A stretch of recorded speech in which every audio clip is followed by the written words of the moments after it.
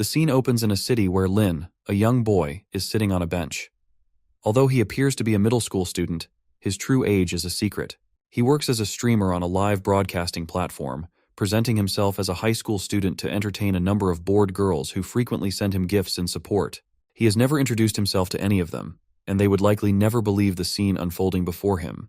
The scene shatters all his beliefs when a purple beam of light descends, and as everyone else looks on in awe, a massive eye with numerous legs appears, announcing itself as Agatha Nicholas, the great ancient god. The people are terrified and speculate whether this is a 4D projection or something real. Lin feels as if the voice has erupted from nowhere in his mind. Agatha informs them that they should feel honored and excited, and requests their response to his summons to become his warriors and fight for him. A shield encases the people, preventing them from leaving. Agatha warns them not to attempt escape, as the protective membrane blocks any intrusion from the chaotic void, making escape impossible. Agatha grants them 10 minutes to come to terms with their new reality. After 10 minutes, he will return to assign their first quest, so they must be prepared. Lin feels as though he has stepped into a scene from a novel. He observes others frantically trying to contact their loved ones, but without any connection, they are unable to reach out. Lin wonders what is happening, reflecting on his youth and how he hasn't fully enjoyed life yet. He questions why he has been dragged into such a situation. Nearby, as Lin stands by the bench, a man, furious and desperate, throws the bench towards the sky in an attempt to break through the barrier. However, the bench falls back and lands on him. The onlookers are horrified by the man's condition and fear he might be dead. Terrified by the sight, they are reluctant to approach the edge again. Lin notes that such reckless behavior in this situation could indeed be fatal. With no signal and no way to leave, he ponders what to do next. As he checks his phone, he sees that he has received a gift from the distant future, and a wheel appears on the screen. The wheel displays various options like talent and lottery. Observing the reactions of others, Lin realizes that this wheel seems to be a unique feature on his phone. He wonders if this is some kind of cheat plugin. He taps the screen to spin it 5 times, collecting the rewards, and starts to believe that this really is his cheat plugin. Compared to earlier, he now feels surprisingly confident and less flustered. He decides to explore the features provided by the cheat plugin, beginning with the talent bars. He reads descriptions of talents like Trash Can and Master of Peeing and wonders about their purpose. Given their low rarity, it's understandable that they might seem somewhat useless, but he hopes the blue talents are more promising. As he examines the Invigorated Man talent, he finds it to be even less appealing than the white talents and fears that the gold and red ones might be equally disappointing. When he checks the highest rarity talent, which is labeled as Nab, he wonders what makes it special. Reflecting on his newfound confidence, he initially thought it was the cheat plugin that was boosting his self-assurance. However, it now seems that his confidence might actually stem from the red talent he acquired. The talent seems to help him eliminate fear and regain composure, which is impressive, but he wonders if that's all it does, or if he's overestimating the power of the cheat plugin. Next, he examines the epic talent of Kept Man. He reads the description and acknowledges that while many people dream of being supported by a wealthy woman, the talent feels a bit strange. Suddenly, the talent begins to glow, causing Lin discomfort. He wonders why it feels so painful after reviewing all the talents. Despite this, he realizes he must endure the discomfort, as it's part of the cheat plugin. His head still aches, and his vision feels odd. Unexpectedly, he starts seeing profiles of the people around him, and he notices that these game-like interfaces weren't present before. He sees his own profile and understands that this is the real function of the game player talent. He decides to make the profile disappear, which it does, and he's relieved, as the constant presence of the interface could be irritating. He experiments with making it reappear and disappear a few times to become familiar with the function. He notices a woman and, upon reading her profile, finds it very practical. Initially, her profile shows her as neutral, but when she smiles at him, her profile updates to show her as friendly. He realizes that not only is the red game player talent affecting him, but the Kept Man talent is also having an effect. The lady approached Lin and asked if his parents were around. Although Lin looked young, he didn't expect to be mistaken for a lost child due to his youthful appearance.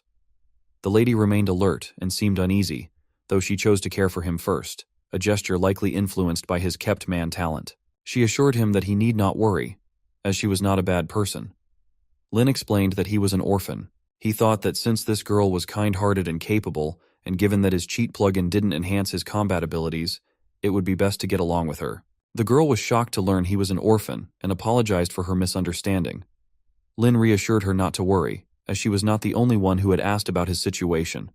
He then inquired if they were trapped there. She guessed as much, confirming Agatha's declaration.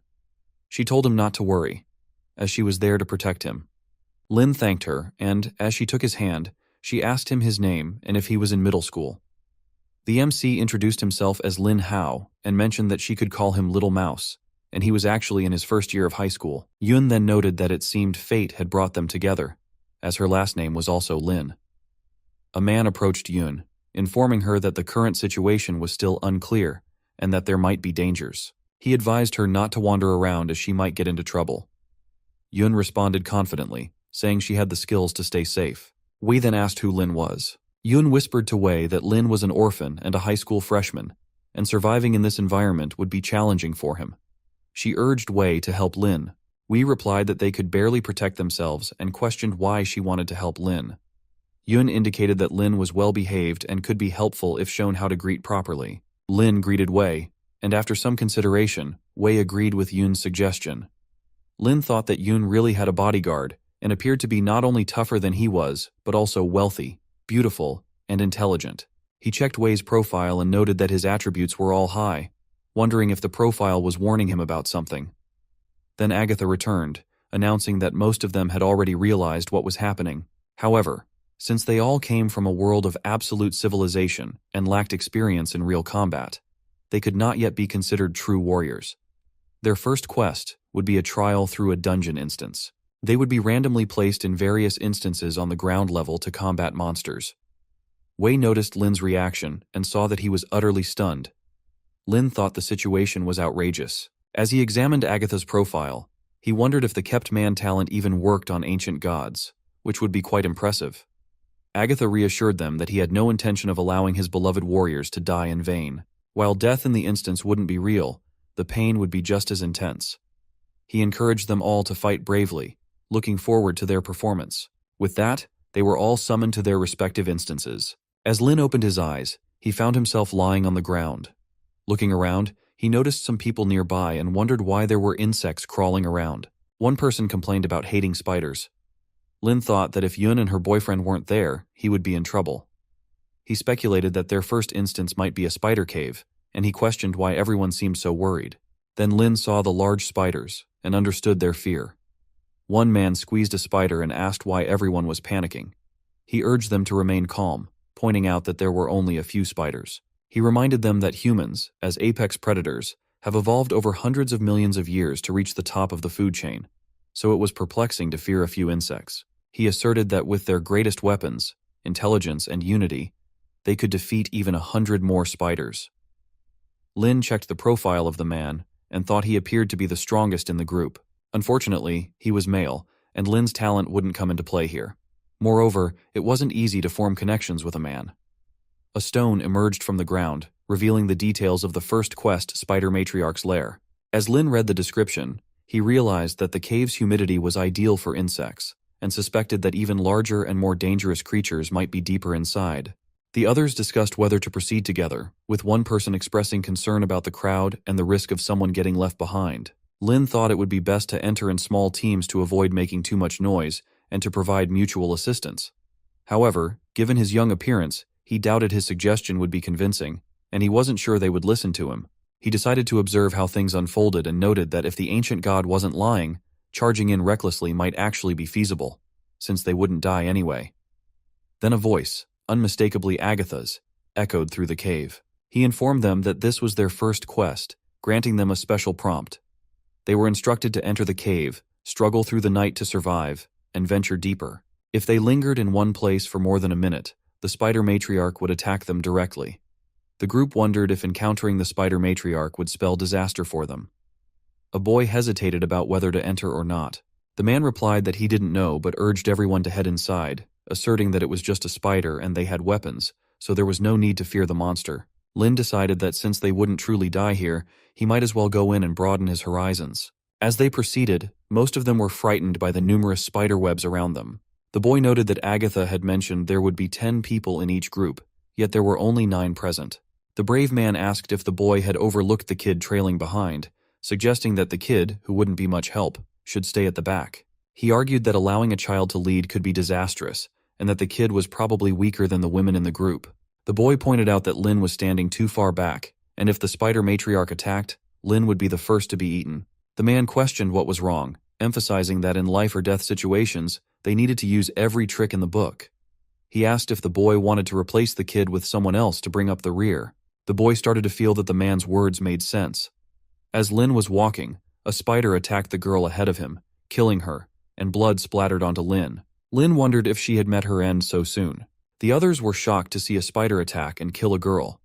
The man, sensing something was seriously wrong, urged everyone to split up and leave the area immediately. Lin was taken aback by this order, realizing that the man wasn't the leader, and splitting up now could lead to their deaths. Standing in front of the spider, Lin thought about how he couldn't afford to worry about others, and considered that he might be the first to face trouble.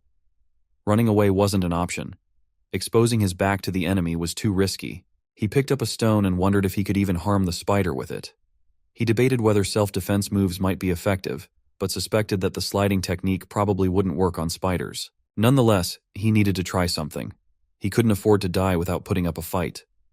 Just as he was about to attack, he discovered that the spider appeared friendly towards him. Lin wondered if it was due to the influence of the ancient god, or if his kept man talent was somehow affecting the spider. He was surprised that the red talent was proving to be so powerful and useful. As the spider came even closer, Lin pondered whether this talent had any special effect on the creature. Lin considered taking advantage of the spider's apparent friendliness to strike, but when he saw its face, he realized it was acting cute. Unable to bring himself to attack, he set the stone aside, struggling with his moral reluctance to do something unethical. The spider followed him, and Lin reflected on how it had become entirely friendly. It felt morally wrong to strike when it was unguarded, especially since he had developed a sense of empathy for the creature. After 3 minutes of observation, Lin gained a clearer understanding of the spider's strength. The spider was indeed much stronger than Lin in terms of speed and strength, though not vastly superior to humans. Reviewing its attributes, Lin noted that the spider was slightly weaker than Wei. The attribute panel revealed that the spider's strength was nearly double his own, and its agility was triple. Even with a sneak attack, Lin doubted he could defeat it. The spider's strength surpassed that of ordinary humans, but it wasn't powerful enough to kill instantly. The girl had been killed quickly because the spider had been hostile and launched a surprise attack. Lin realized that the ancient god's arrangement was designed to test them. As warriors of the god, they would inevitably face situations where their hands would be stained with blood. Lastly, Lin reviewed the attributes, including strength, but he was curious about the mentality stat. He wondered why his own mentality was so high, speculating if it could be attributed to the Invigorated Man talent. He pondered whether a high mentality attribute might grant him superpowers, like telekinesis. However, when he tried to use his mind on the spider, he found that such powers did not manifest. Deciding to stop overthinking, Lin reassured himself that his kept man talent would keep him safe from the spiders, so he might as well explore the cave further. He hoped that someone might unleash their potential at a critical moment and clear out the spiders, which would give him a chance to get to know them. As he continued, he encountered 2 boys lying on the ground. It struck him that, as he ventured deeper, he had only come across the dead, not the living. It seemed that out of their original group of 10, only 1 or 2 might have survived. Lin had known that splitting up would lead to danger, and now it was evident. Moving further, Lin jumped down to find dead spiders and some remains of spider monsters. He came across a man's corpse and noted with a sense of grim respect that the man had managed to kill 2 spiders before dying. Looking back, Lin saw numerous spiders following him. He wondered if others might notice and be encouraged by his apparent lack of fear. The kept man talent was proving to be quite useful. As he marveled at the cave's vastness, he questioned if it was endless. Finally, Lin spotted a female spider sitting beside a treasure chest, with shimmering crystals adorning the walls around her.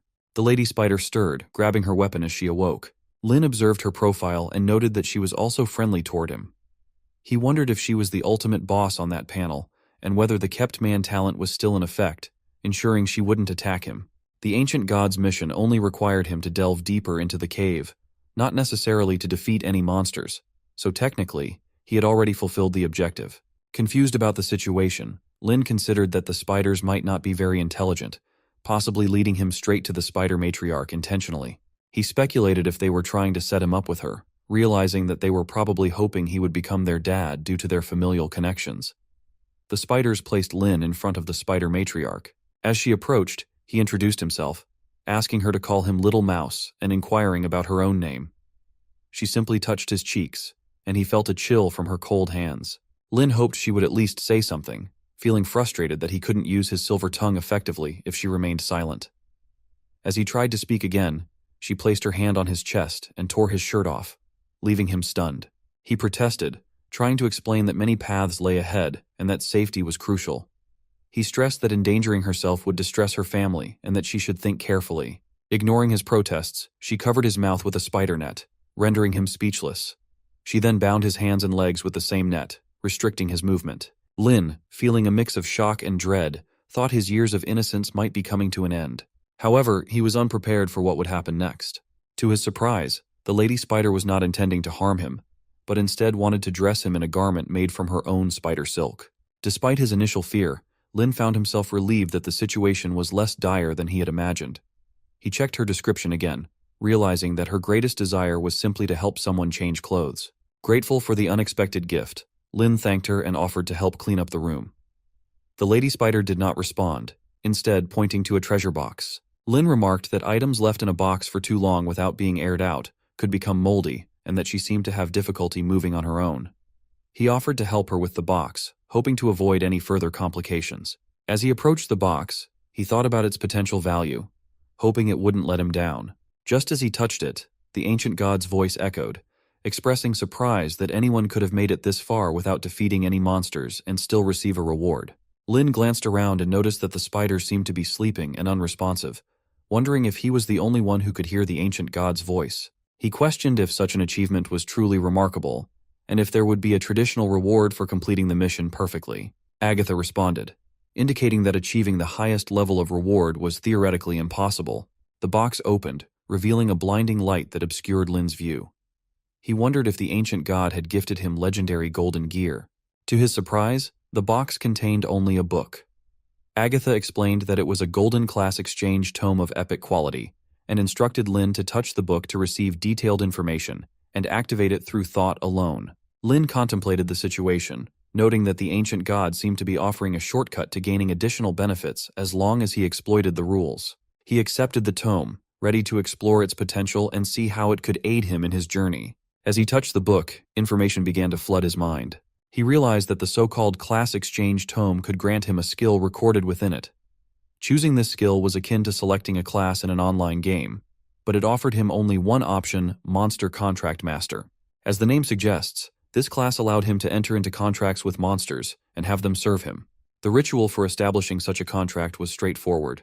However, it required that his mentality surpass that of the monster, and the monster must not resist for the contract to be successful. He wondered about the origin of the ancient god mentioned in the book, the story behind the tome, and the origins of the class itself. Unfortunately, the book only introduced the skill of the class without providing any background information. The opportunity to gather more context was lost.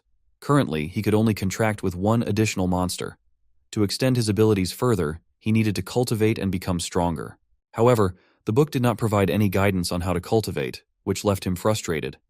In battle, he could summon contracted monsters and control them with his mind to perform various actions. He wondered if this was like Pokemon, involving a group fight that felt particularly despicable, yet also seemed like justice, something that suited him perfectly. Although a true warrior should wield a giant sword and slash through everything, he preferred the feeling of hiding in the back and watching his contracted monsters tear apart opponents, with limbs flying everywhere. The book opened, and a screen appeared, asking if he wanted to exchange his class. He thought to himself that from now on, he wouldn't be just a mortal. He selected yes, and considered that he was now the type who hides behind his monsters. A symbol appeared on his hand, and he found that the method for using his class skill came to him intuitively, as if he already knew it. He realized that with a single thought, he could roughly determine the difficulty of contracting with the monsters before him. The spiders were minor creatures from the instance, their mentality much weaker than his, and they surrendered to his charm easily, which made the contract difficulty minimal. The lady spider approached him, shocked to see her humanoid form. He asked if she needed anything from him. She gestured, but he couldn't understand her intent. He noticed simple words written over her, which led him to question whether she was the instance boss and why the contract difficulty was still low. Her mentality was rated at 6 points, only 2 less than his, so theoretically, contracting her should have been much harder than the common spiders with only 2 points of mentality. Comparing his stats to hers, he noted that her level and attributes combined were much stronger than his. He wondered if the contract process was influenced by the class skill, and if this meant that in future contracts, he should target the matriarch monsters, those with slightly weaker mentality but significantly higher strength. He told the ancient god that, since he was now a monster contract master, he wished to form a contract with the Lady Spider and then remove her from the instance. Agatha was contemplating this, and Lin mentioned that he felt a bit sorry for the Lady Spider, who had been confined to a dark and depressing place to guard the instance. He recalled his own experiences of solitude and how he had grown accustomed to loneliness. Agatha assured him that his actions would not violate any rules. Lin was pleased to hear this and praised Agatha, saying she was the best. With that, he made his fingers glow and told the Lady Spider to begin the contract. A magic circle appeared beneath him, and he thought that since there was an opportunity to contract an instance boss, it was a chance not to be missed. After all, it wouldn't hurt if the next instance featured monsters of the opposite gender.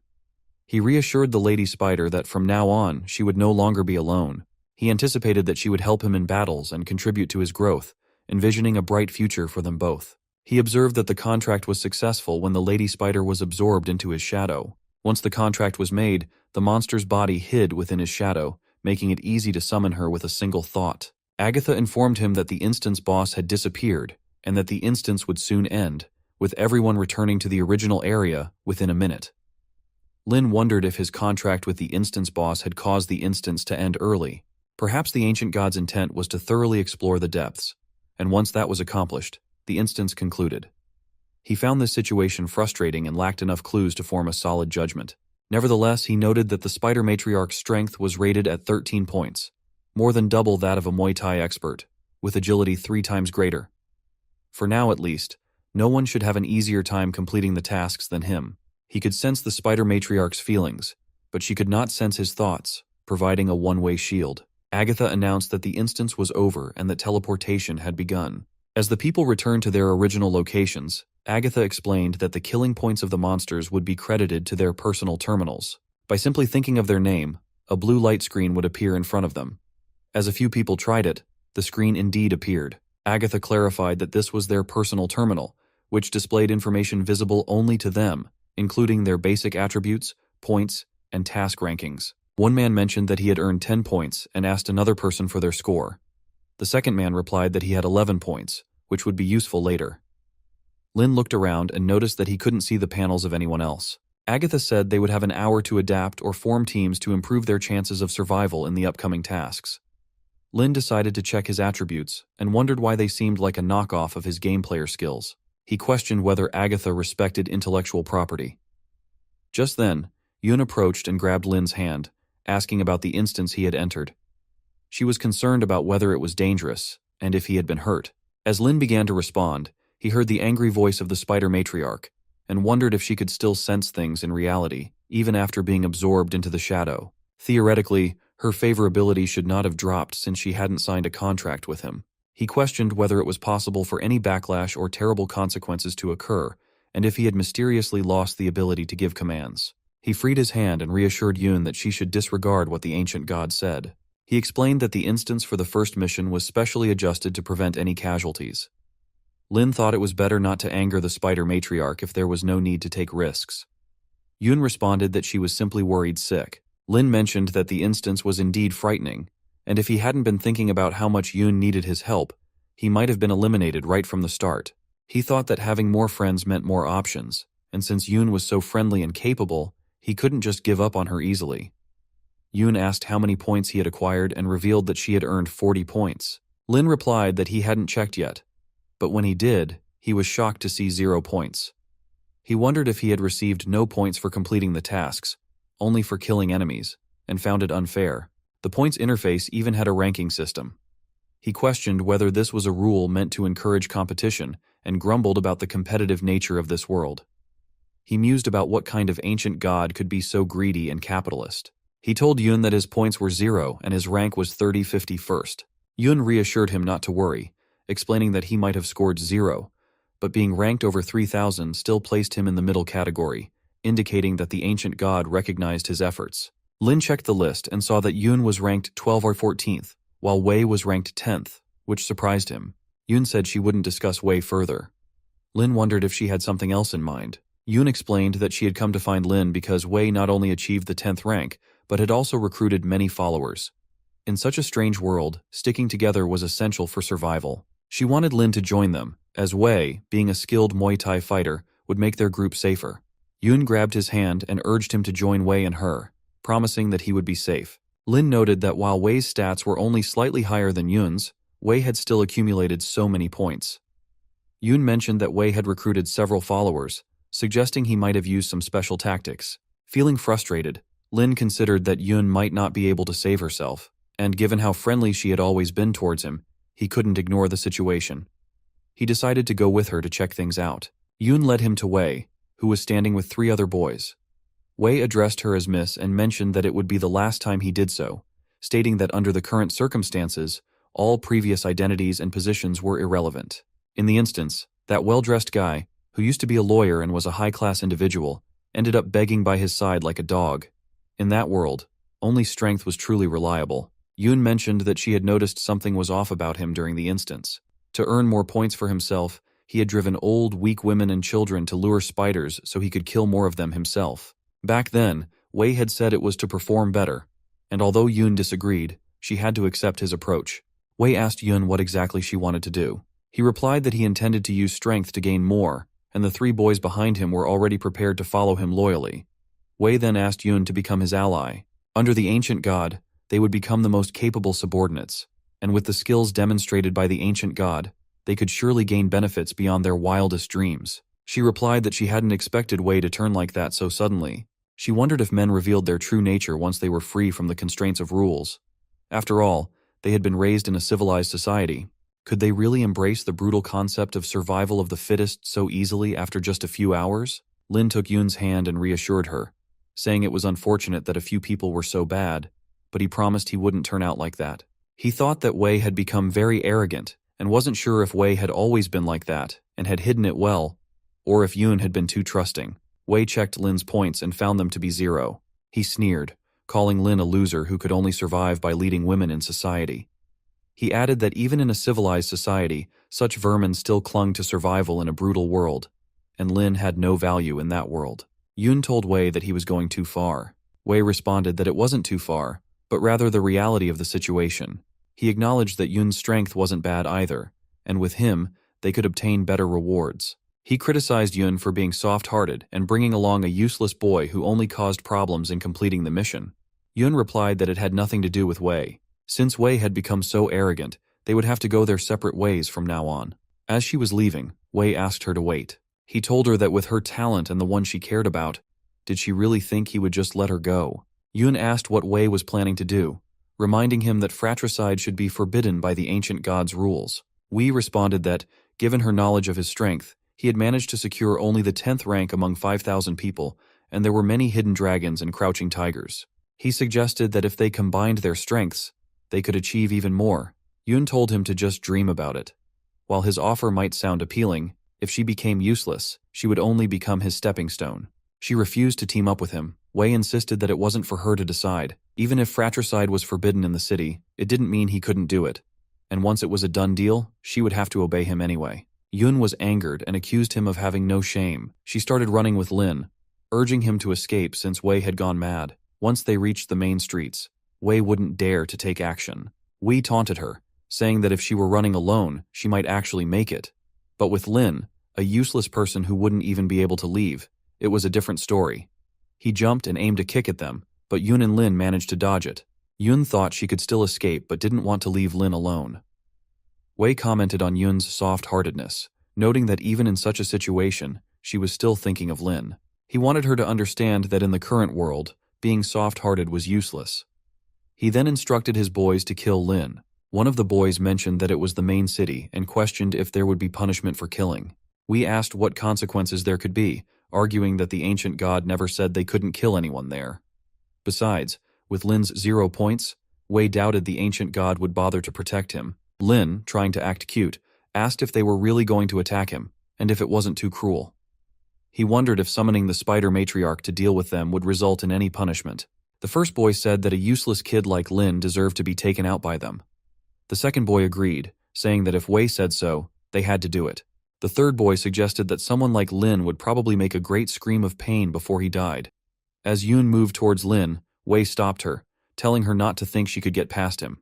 He said she should watch how Lin would be tormented, and that this would make her understand what kind of world they were in. Lin thought that even if there were a punishment for killing, he couldn't just let them kill him and end up dying without a fight. He said that if that was the case, he wasn't stressed anymore. He then summoned the spider matriarch and told everyone to prepare to tremble in fear. One boy wondered if that was the spider monster from the instance. Another boy ran away, scared. The spider matriarch glowed ominously, instilling fear with her power. Lin remarked that it looked like there would be no punishment, and ordered the spider matriarch to get rid of the minions. He vowed not to let Wei slip through his fingers. Wei wondered what was going on. Why was there a spider monster, and had that spider really helped Lin kill people? With its structure combining human and spider features, its speed and strength were far beyond those of common spider monsters in the instance. He knew he stood no chance against her level of power. Wei fell to his knees, admitting he must have been blind not to recognize Lin's strength. He begged for mercy, asking Lin to show him some. Lin noted Wei's adaptability, and recognized that he might be a formidable enemy. Wei tried to placate Lin, saying he wasn't a loser but a powerful individual. He begged Lin to disregard all he had said and let him go. Then Wei turned to Yun, referring to her as Miss. He reminisced about how he had been by her side for years, catching thieves and even carrying her bags. Yun responded by punching him, accusing him of daring to bring up such things. She said she must have been blind not to see that he was arrogant, insincere, lowly, and shameless. The thought of having once trusted Wei made her furious. After saying all this, she kicked him, sending him sprawling. Yun declared that true manhood was about standing tall and facing death bravely. She told Wei to look at himself and see if he measured up to that standard. She called him disgusting. Lin thought that Yun had demonstrated real skill by toppling the muscular man with a single kick. Her actions showed not only kindness, but also a strong attitude against evil. It seemed she was right, and having a partner like her in such a world was essential. Yun then apologized to Lin, saying it was her mistake in judging people that had led him into danger. Lin told her not to say such things. Yun mentioned that she had planned to help him escape, but it was no longer necessary. She then asked what Lin planned to do with Wei. Lin thought they couldn't keep someone so ambitious and adaptable. Wei begged to be let go, admitting that even without the spider matriarch, he couldn't compete with Lin. The spider matriarch advanced with her weapon, and Wei, now terrified, pleaded for her not to come closer. Yun wondered if Lin was planning to kill Wei. Although Wei had done too much, she had known him for a very long time. Yun decided to set aside her past trust in Wei. He had just shown murderous intent towards Lin, and she saw no reason to ask Lin to spare him. If anyone was to blame, it was the ancient god who seemed to turn every decent person into a devil. Lin noticed Wei's downcast expression and remarked that Wei had already been punished by Yun. Seeing how sincerely Wei was apologizing, Lin decided to move on. However, the spider matriarch continued to approach Wei. Lin wondered if the spider matriarch still intended to attack Wei. He told Wei not to harbor any killing intent towards him, explaining that he had made a contract with the spider matriarch by chance. She would attack anyone who wanted to harm Lin, and he couldn't control her. Wei dropped to his knees, insisting it was a misunderstanding and that he had no intention of killing Lin. Despite his pleas, the spider matriarch was poised to strike. Lin considered suggesting that Wei go back to rejoin his followers. Just then, Agatha intervened, stating that his warriors were not allowed to hurt each other within her space. Lin thought about how Agatha's friendly demeanor had been effective, given that she had allowed him to kill 3 before without stopping him. Wei, realizing the situation, claimed that since they were all warriors of the ancient god, there was no reason to fight among themselves. He swore to remain the most loyal servant of the ancient god. Lin saw an opportunity to test the limits of the ancient god's influence. The spider matriarch rushed to attack Wei, and Lin pretended to plead for her to stop, while actually hoping she would kill Wei. Agatha once again asked the spider matriarch to halt, but the matriarch didn't relent immediately, causing Wei to wet himself in fear. Wei was bewildered by how the spider matriarch could be so bold, despite the presence of the ancient god. We reported to Agatha that Lin had committed acts of violence against warriors of the ancient god, even killing 3 in a row. He requested that Agatha impose divine punishment on Lin. Lin felt relieved that the spider matriarch had only stopped short of attacking him, and it seemed that for now the situation remained under control, with no major problems expected. Tun thought that Lin's claim of not having full control over the spider might mean he could still be okay. Wei ordered Hanny to hold Lin accountable, arguing that even though Lin wasn't the direct murderer of those 3 lives, the despicable spider couldn't escape responsibility. Wei demanded that the ancient god eliminate the spider monster immediately, warning that otherwise he couldn't predict how many more people might be killed. He considered it a stroke of luck for Wei that without the spider's protection, Lin might face difficulties. Wei felt he had plenty of ways to deal with Lin later, just as long as no one else was killed in the process. Lin acted innocent, claiming ignorance of the rules and asserting that Wei had held a grudge against him all along, which was why the spider had acted. Agatha declared that from now on, the rule prohibiting warriors in space from harming each other would be strictly enforced. Wei was shocked and puzzled, questioning why the ancient god hadn't punished Lin and what kind of luck he had. He wondered if Lin had some sort of cheat. Lin reassured everyone that no one would be harmed further and instructed the spider to retreat into the shadows. He then informed Yun that they were safe now. Wei was frustrated and unable to accept the situation, as 3 of his minions were dead while Lin seemed to escape unscathed and could even continue to move freely with the spider. Wei felt this was unjust and told the ancient god that if such matters weren't addressed, it would undermine the control over the 5,000 warriors. Suddenly, a lightning attack struck Wei. As he fell, Yun wondered if the ancient god had intervened. Lin found the situation both strange and unpleasant. He checked Wei's profile and saw that Wei was still alive. Agatha reminded everyone that the rule against harming fellow warriors in space was still in effect. Lin thought that while killing was prohibited there, it was permissible outside, so it wasn't a significant issue. Yun then asked Lin about the spider monster and whether he was controlling it. Lin replied that he didn't even know how it happened. It was indeed a stroke of luck that the spider recognized him as its master, but he hadn't wanted to kill anyone. He had intended to escape, but he couldn't leave Yun alone. Yun had been so kind to him, and he felt he must protect her at all costs. He just wanted the spider to come out and help. Yun grabbed his hand and reassured him not to be scared, insisting he hadn't done anything wrong. She said their deaths were their own fault, and that even the ancient god hadn't punished him. Lin agreed that they had brought their fate upon themselves. Yun realized that Lin had acted for her sake, and had been forced to summon the spider. She felt that she had promised to protect him, but the situation had turned out this way. Lin hoped Yun wouldn't think he was dark-minded. Agatha declared that while the death penalty would be pardoned, the sins committed would remain inescapable, and those who had previously violated the rules would receive their punishment. Before Yun and Lin could fully grasp the situation, Lin suddenly disappeared. Yun expressed her disbelief at how things had unfolded and hoped that he would be safe. Li emerged from a portal, reflecting on how unpredictable the ancient god was. He had said they wouldn't pursue the matter, only to act suddenly and do so. The spider appeared, and Lin thought about being more cautious in the future. Although his body felt fine, he was puzzled by the situation. He coughed and told the spider that she had endured a lot, staying with him through all that time. He couldn't imagine what he would have done without her. The spider seemed pleased to hear this. Lin wondered where he was and where Yun had gone. When the spider heard Yun's name, she didn't seem comfortable. Lin then heard Agatha's voice announcing to the warriors that before introducing their first official mission, she had one more important thing to share, so they should pay close attention. Lin found himself among the other warriors. Agatha explained that they had all used the ancient god panel feature and discovered the existence of instance points. Instance points essentially evaluated their performance in each instance. The way points were calculated varied with each mission. For example, the newbie mission only counted the number of monsters they killed, and points were almost solely based on that. In the space, the concept of money no longer existed. To obtain anything, they had to pay with an equivalent amount of points, whether it was for common, essential, or unique and hard-to-find items. Everything could be redeemed with points. Observing that humans were social creatures who preferred and excelled at working together, Agatha had set up a system where points could be transferred between individuals, activated by thought confirmation. She hoped they would make good use of this feature. One man remarked that it was great they could stay together. Agatha continued, explaining that the building, including the shopping space she had set up, was their permanent headquarters. This place would serve as their residence, supply station, and starting point for each mission. During mission hours, no outside objects were allowed in the area. However, it was important to remember that potential dangers still existed. For their upcoming mission, they would be venturing into one of the myriad realms, an unknown world. The world, and indeed all the worlds they would encounter from now on, would be entirely different from anything they had seen before. This difference extended not only to the types of life present, but also to their strength, forms, and the fundamental laws that constituted the world.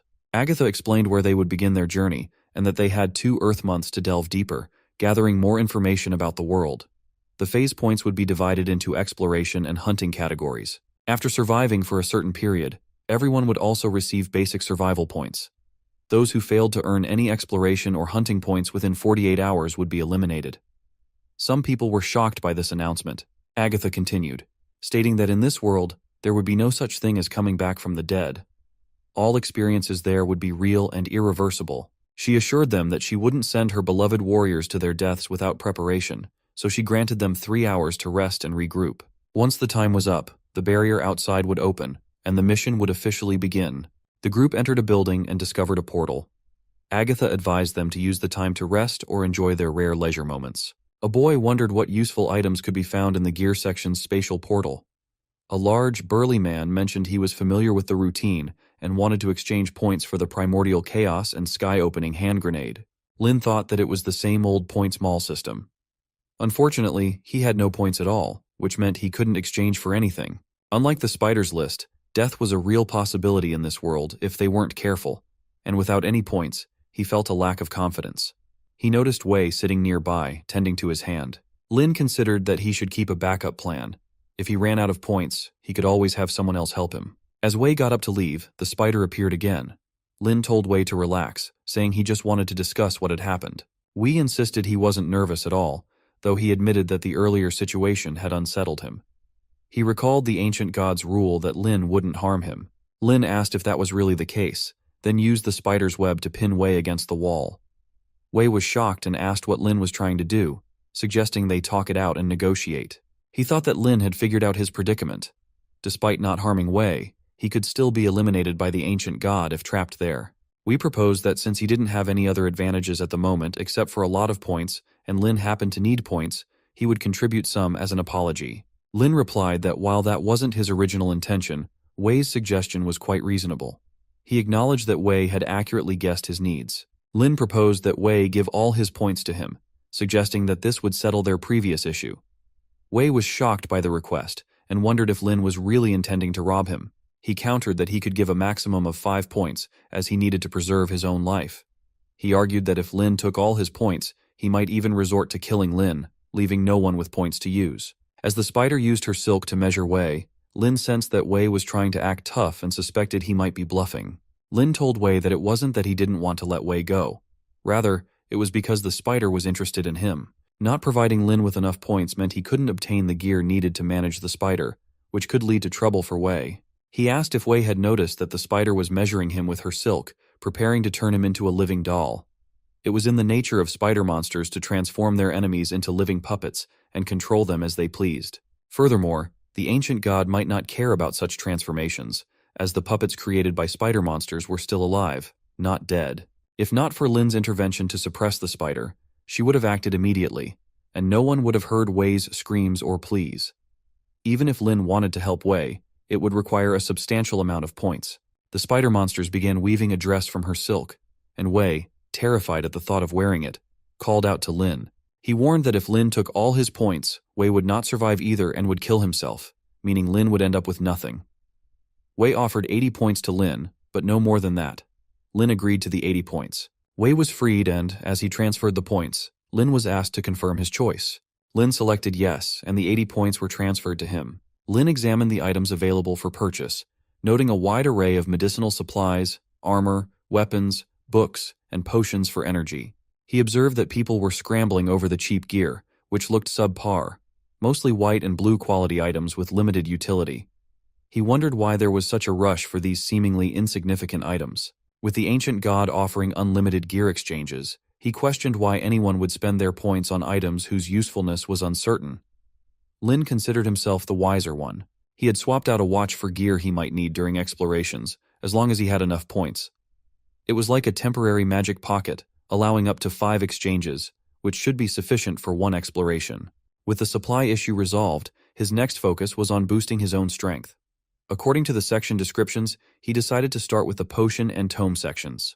In the tome section, Lin noted that he had already obtained a class exchange tome earlier. He found that the tomes were divided into 3 categories: warrior, mage, and priest. However, his class, Monster Contract Master, wasn't listed, which led him to wonder if it might be a hidden class. The price for even the cheapest common white quality class exchange tome was over 200 points, which he considered quite steep. As he reviewed the descriptions of various items, Lin noticed a man's profile and thought that despite having many points, he couldn't possibly upgrade to level 1. This seemed illogical to him. Besides the skill books available in the store, he speculated that there must be other methods to enhance attributes, likely found in treasure chests from completing special tasks. His class skill involved controlling monsters weaker than himself through contracts, and the charmed man skill allowed him to charm individuals stronger than himself. He decided that he should primarily focus on improving his mental capabilities while avoiding enhancements to other attributes, in order to maintain a seemingly weak but highly strategic mental state. Lin decided to spend 20 points to exchange for a level 0 white quality mentality training technique. Although it was not of high quality, it provided a small boost that he needed. He could already feel its effects, faint as they were, and sensed that his mentality was indeed being trained. Some yoga-like poses came to mind, and he realized that actively meditating could enhance the training effect. Then Jung approached Lin, presenting his business card. Lin discovered that Jung was a real estate agent who had become involved in the game of the ancient gods, but was still clinging to his old job.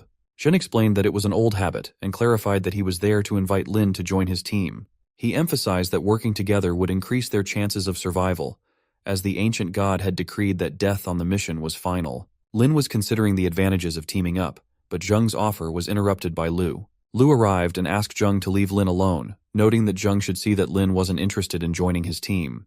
Jung stepped back and acknowledged Lu, expressing his willingness to withdraw if that was the case. Lin thought about how there was no established social order in this world, and that anyone could become an enemy based on interests or other reasons. Jung left, but before doing so, he suggested that they might collaborate in the future. Lin thanked Lu for his help. Lu responded that it was no big deal. Lin wondered if Lu was the one who ranked 5th in points and checked Lu's profile. Lu introduced himself and inquired about Lin. Lin introduced himself as well and noted that his attributes were being evaluated by monsters. He realized that Lu had probably exchanged for multiple training skills at once, given that he was training 3 attributes simultaneously.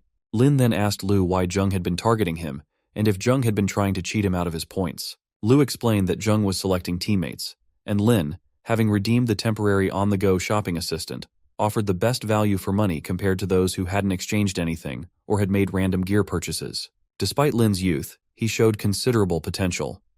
Lu's team, which had more than 50 members, was the strongest in terms of overall strength, and Lu was seeking someone with leadership potential to help lead the team. He invited Lin to join if he was interested. Lin thought about how he had once relied on the strong because he was weak, but now with the Spider Lady, going solo and grinding points didn't seem worse than teaming up with weaklings. He thanked Lu for his offer but said he needed to discuss it with Yun first. Lu mentioned that Lin could have a spot as an officer in his team. Just then, Wei arrived and called Lu captain. He noted that Lin seemed promising but could also be quite arrogant and might not want to cooperate. Wei was concerned that if Lin joined their group, his own position in the team might be at risk.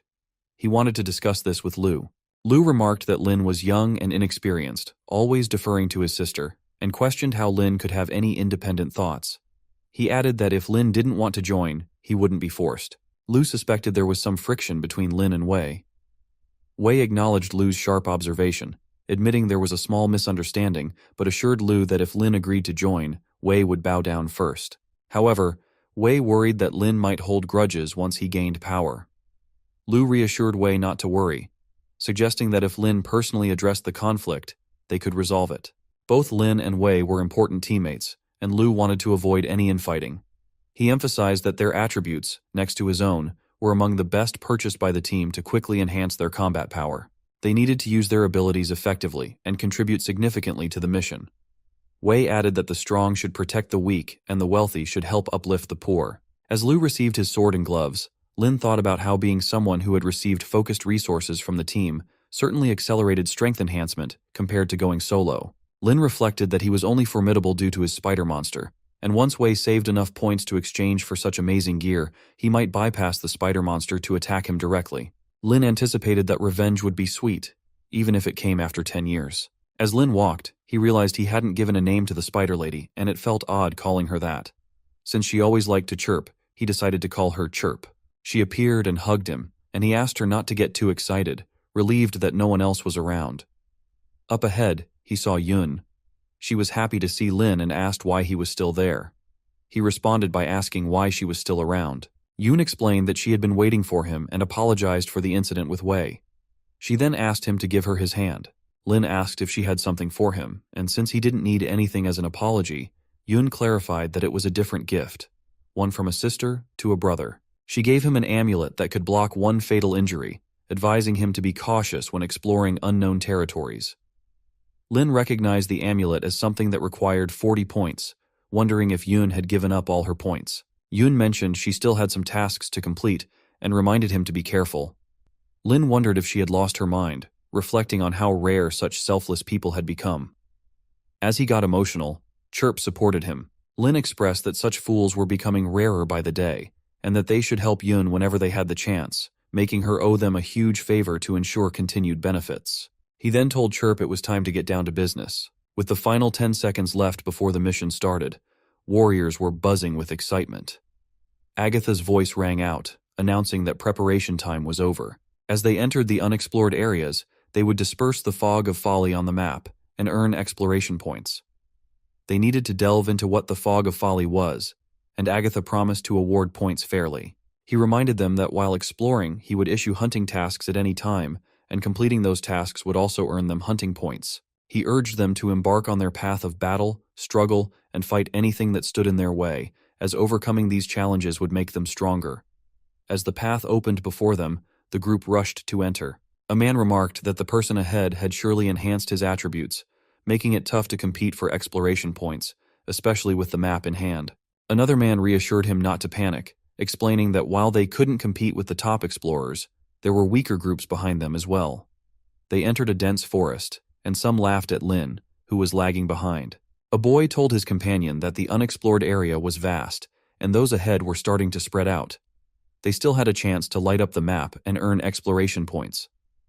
As the others moved ahead, Lin stopped and summoned Chirp. She appeared, lifted him, and he pointed out the direction. Chirp rushed off at incredible speed. The scene shifted to Lu's team, where a boy noticed something unusual on the map and wondered if there was a glitch in the display. Other teams were puzzled by the sudden line lighting up in the direction they were moving. One of them speculated that it wasn't a bug, but rather a path that had already been traveled before, and they hadn't received any prompts for exploration points. Lin and Chirp traveled that path, and as they rested in a tree, Lin noted that despite covering around 5 kilometers, they had only earned 1 exploration point. He had expected to earn more points, but it was just a small amount. He wondered if the safety zone near the base was too large, and whether the ancient god was hinting at the high strength of the monsters and the enormous scale of the map. It seemed that the mission would last a while, requiring them to focus not just on fighting monsters, but also on survival in the wild. As night fell, Lin reflected on their exploration, attributing their progress to Chirp's excellent mobility. Despite earning 10 exploration points, he hadn't encountered a single hunting mission.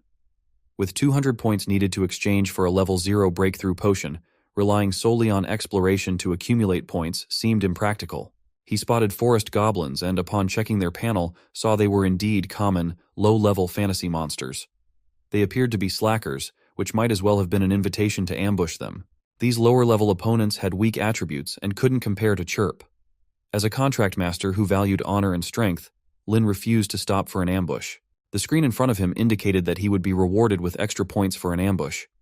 He told Chirp that, as the saying goes, even a lion uses all its might to catch a rabbit, so they couldn't waste the opportunity. Ambushing was a must. While the goblins were eating, Chirp attacked them, causing them to flee. Lin found the ambush successful and earned 5 points for each goblin killed. He instructed Chirp to continue killing them, believing that with just 17 more stealth attacks, they could exchange the points for a level-up potion. Chirp kept ambushing the goblins, and Lin was accumulating points. He heard the sound of more goblins arriving to confront Chirp. Although he suspected that the horn sound was a call for help, the reinforcements arrived quickly, some armed with weapons. Checking their attributes, Lin found that these goblins were stronger than the previous ones. He thought the prompt was annoying, but accurate. The stronger goblins could potentially pose a threat to Chirp. He needed to retreat, but if he descended from the tree, he would become a moving target. Allowing Chirp to carry him would make them both bigger targets, increasing their risk. He decided that Chirp should lead the goblins away while he found a safe spot to summon her back. The number of forest goblins attracted by the horn was uncertain, making the plan risky. Lin wondered if he had stirred up a hornet's nest of forest goblins, and why so many specialized goblins, including skilled scouts, were appearing. He used the shopping assistant to recommend gear for a safe retreat. 2 items were suggested: a hidden mist smoke pot and a one-time teleportation scroll. Lin noted that while the mist could be useful, Chirp could navigate through it using her spider silk sense, making the teleportation scroll a better choice for retreat. He purchased the scroll and activated it, instructing Chirp to hold on for another 10 seconds. Though the scroll's teleportation was random and unpredictable, it was invaluable in their current situation. With 2 points earned, Lin felt content. The teleportation began, and both Chirp and Lin were transported away from the area. Chirp hugged him from behind, and Lin realized that she had been teleported along with him. Her actions suggested she was trying to communicate something, and he understood that she had been automatically summoned back to his side due to the distance. Lin appreciated the convenience, as it saved him the effort of summoning her himself. It was always better to stay together, and a wise person knows when to avoid unnecessary losses. There was no shame in retreating if it was the smart choice. Fortunately, their retreat was timely. Chirp had only sustained superficial injuries, which did not affect her combat effectiveness. He told Chirp that while a man's revenge might take a long time, a spider's revenge could be swifter, and he already knew how to get back at their enemies. They decided to first check the map to see where they had been randomly teleported. Upon examining the map, Lin found it peculiar. The area where he had encountered the forest goblins was still shrouded in darkness.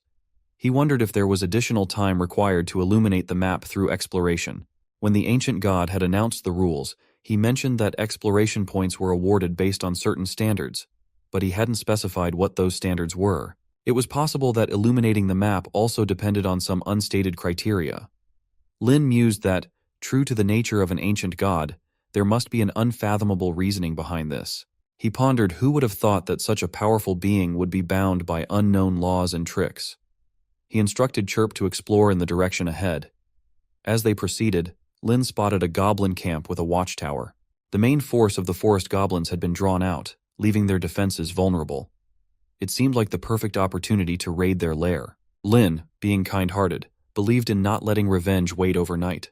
The screen displayed a new mission, and Lin noted that it suited him perfectly. He had planned to spend some points on a significant move anyway, and now he could exact revenge and earn points simultaneously. He recalled that there had been hundreds of forest goblin soldiers previously, coming from different directions, and the current base did not appear large enough to accommodate so many goblins.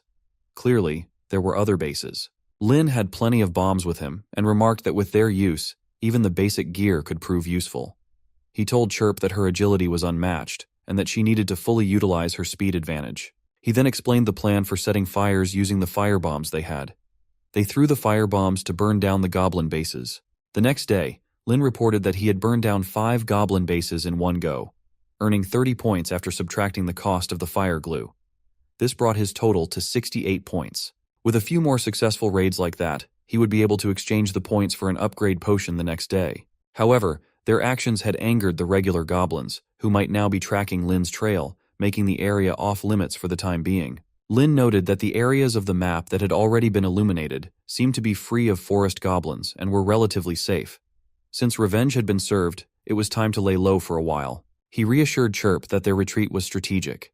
They could let the enemy chase them while they dodged, still completing missions and earning points elsewhere. Once they had saved enough points for some good gear, they would return to clean out the remaining goblins. Chirp seemed to be saying something when she suddenly turned back to look. Lin asked if Chirp had noticed something. Although he thought it should be a safe place, Chirp's reaction suggested she had spotted an enemy. As Lin and Chirp climbed a tree, he saw Lu with his team. Lin wondered why Chirp had reacted so strongly, and it turned out she had spotted Wei. Lin was surprised to see Wei, wondering if the old man had teamed up with others. Checking Wei's profile again, Lin realized that concentrating most of the points on a few individuals was indeed a powerful strategy. Even if they couldn't level up immediately, they could still accumulate equipment to nearly upgraded attributes. A goblin attacked Lu's team, and Wei instructed his team to watch him. He then drew his sword and slashed at the goblin, cutting it cleanly in half. Lin was shocked by the move. The combination of a level 0 skill, special weapon gear, and enhanced attributes made that slash even faster than Chirp's. Lin knew Chirp wouldn't be pleased to hear that. Lin thought there was no need for a prompt. He already knew that people like Wei couldn't be left unchecked.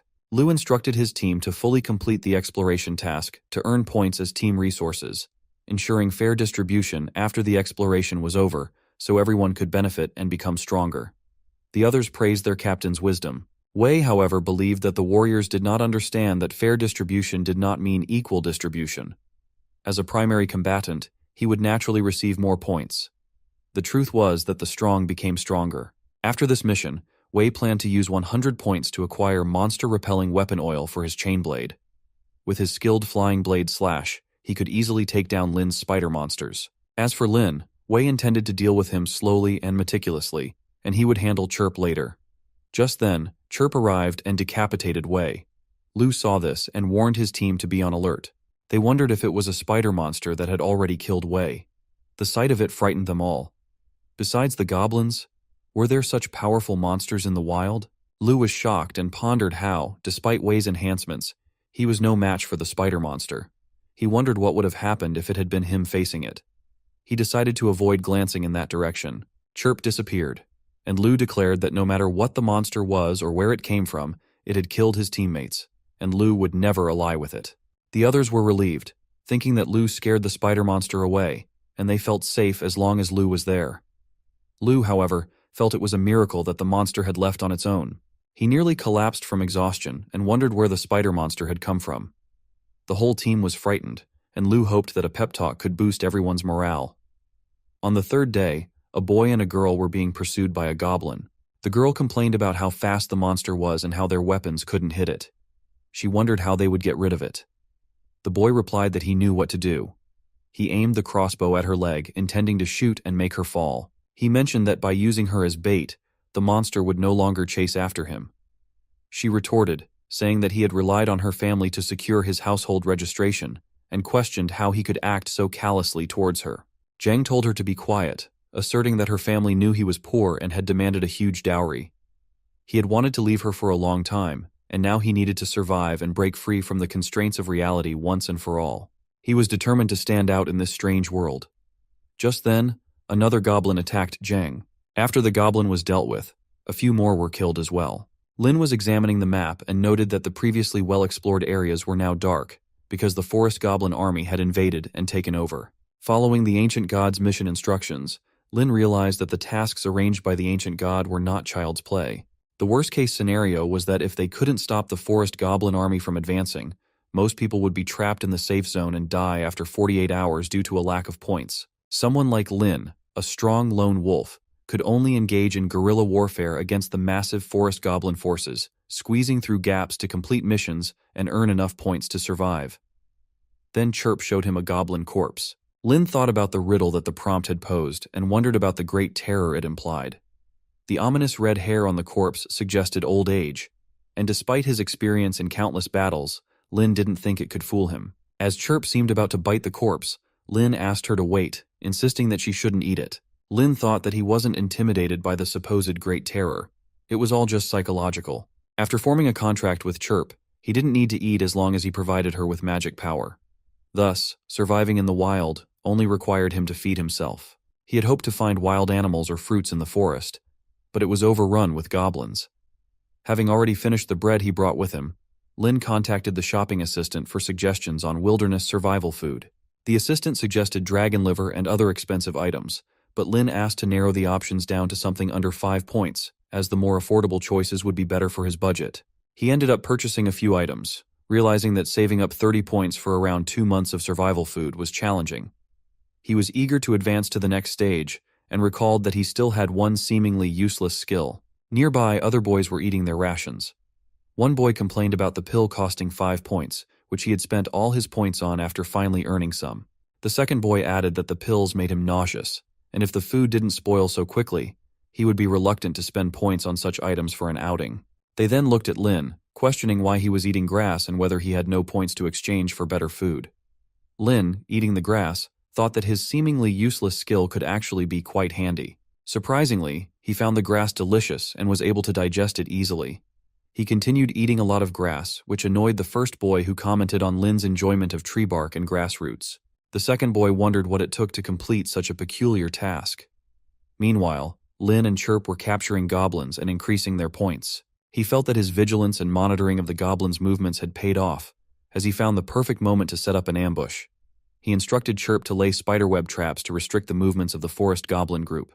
Lin noted that the regular forest goblin soldiers were quite formidable, displaying excellent coordination in battle. It took Chirp considerable effort to defeat them, and even then, she sustained some injuries.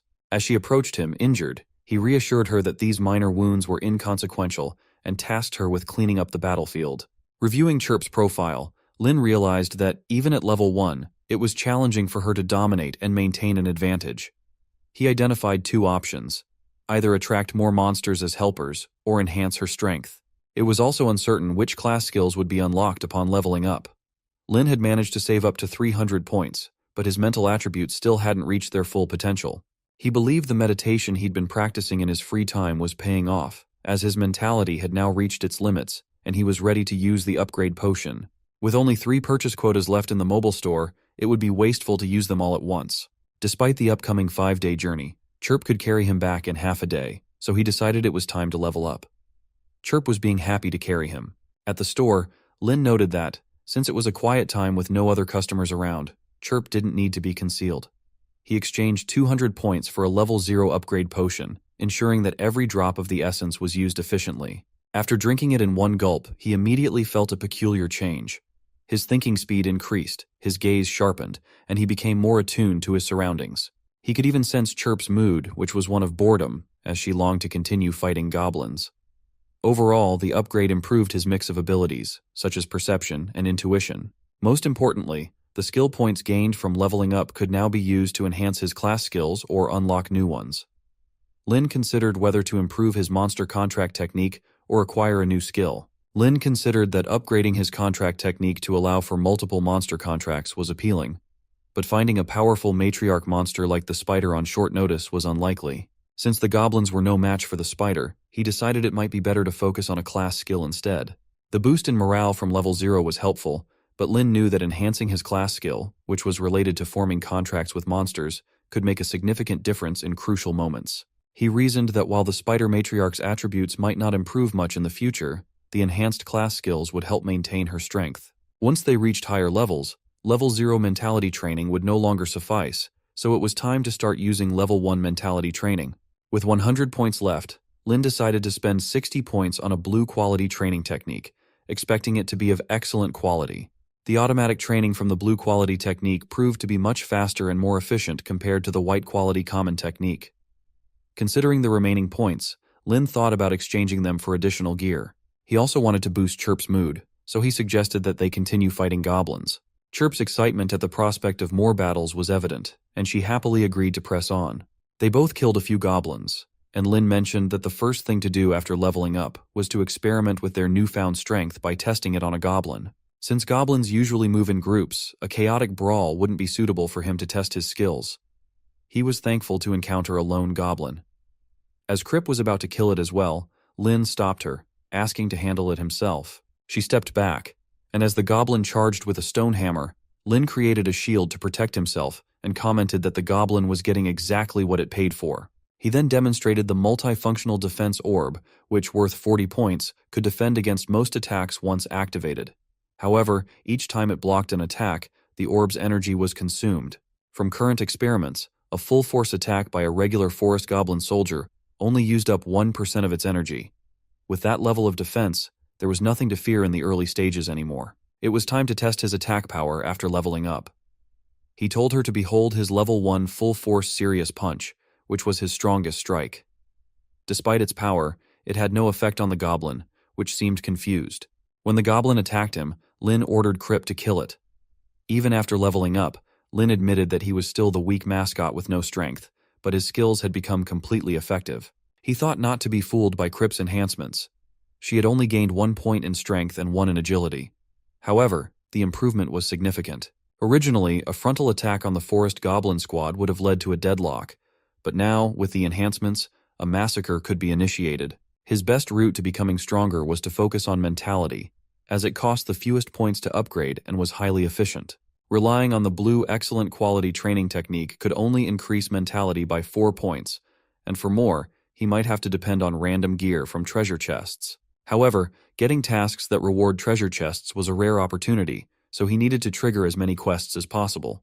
Lin noted that although Kripp still struggled against grouped goblins and had even suffered losses before, boosting her morale at critical moments could help turn the tide and seek revenge. Kripp responded not to underestimate her because of her background. The scene shifts to a family terrified by a goblin that had killed a man. The daughter tells her mother that she won't go any further and begs her to leave her behind. The mother refuses, insisting that they will either die together or survive together. As the goblins prepare to attack them, Kripp arrives and kills the goblin. The woman wonders if this spider is the same one from earlier, questioning why it is helping them. The scene then shifts to Lu and his team, who are hiding behind bushes. Lu mentions that there is a goblin stronghold ahead, and, after days of preparation, it is now the perfect time to strike.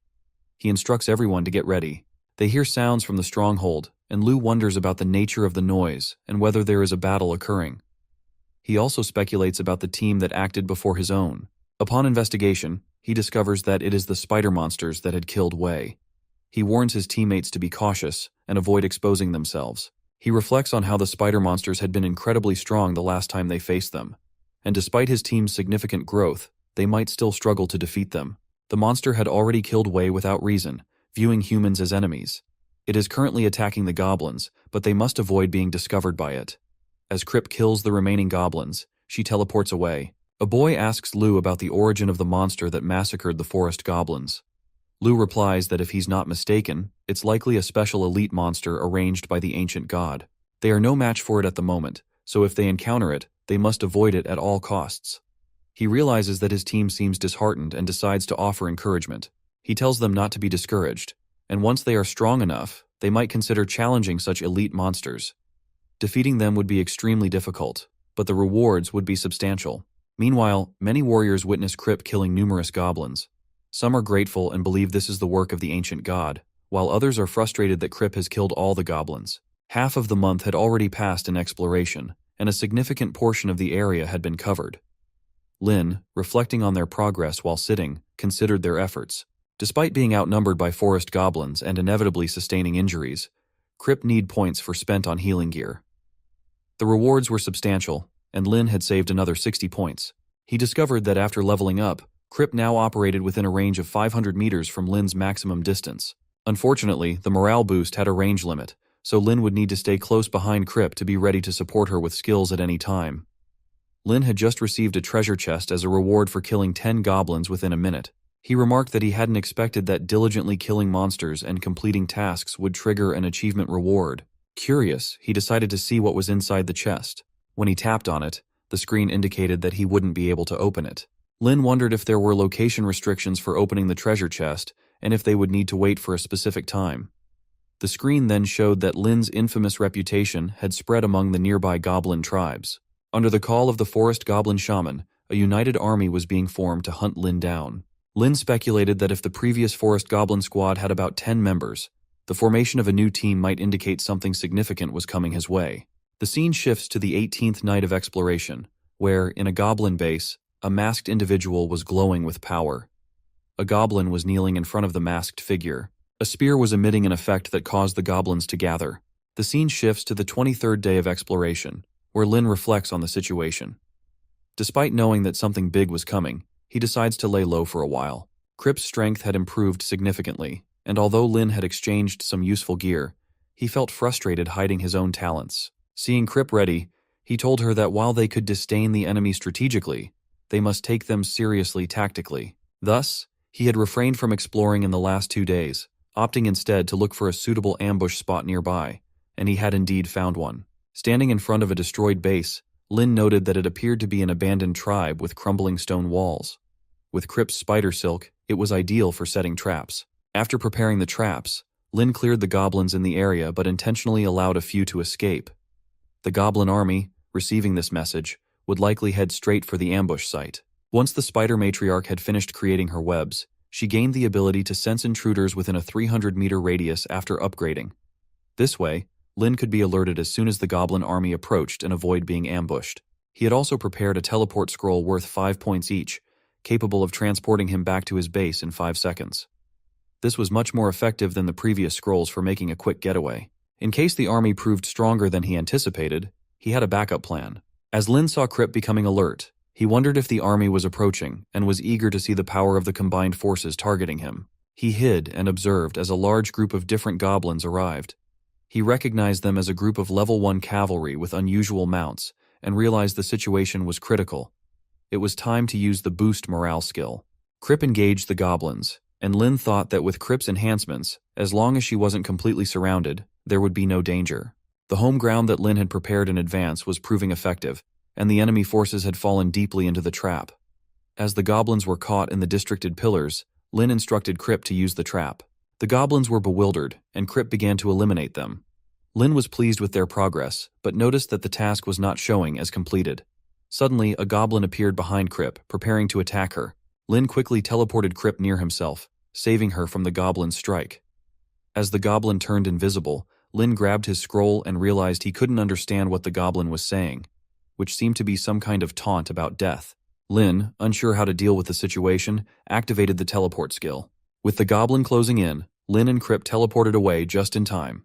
They arrived at the player base, and Lin commented that the teleport scrolls had been worth their cost.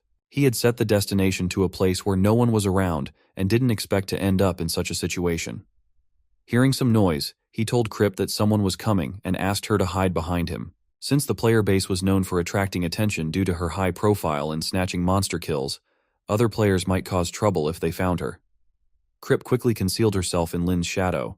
As a man passed by, Lin reflected on the tough goblin shaman they had encountered. He knew they needed to figure out how to become stronger, but first needed to find a secluded spot to open the chest. He noticed some warriors returning from their exploration. One boy mentioned that they had successfully completed a mission and had the chance to exchange for some impressive weapons. Lin saw Lu's team and thought about how Lu managed to exploit his teammates while keeping them loyally under his control. If not for the panel prompt revealing Lu's scheming nature, Lin might have been deceived by him as well. Continuing his walk, Lin saw many injured individuals. A boy approached Lin, boasting about his substantial properties in reality, including 400 boxes of cash, which he promised to give Lin once they returned, along with securing Lin a high rank. However, he requested Lin's points in exchange. Lin ignored him, thinking that despite their exploration and hunting, some players were still fixated on their real-world wealth and power. It was no wonder they ended up in such a state. Lin entered a street, ensuring that no one was following him. With Wei dead, no one else cared about him, so it was the perfect time to open the chest.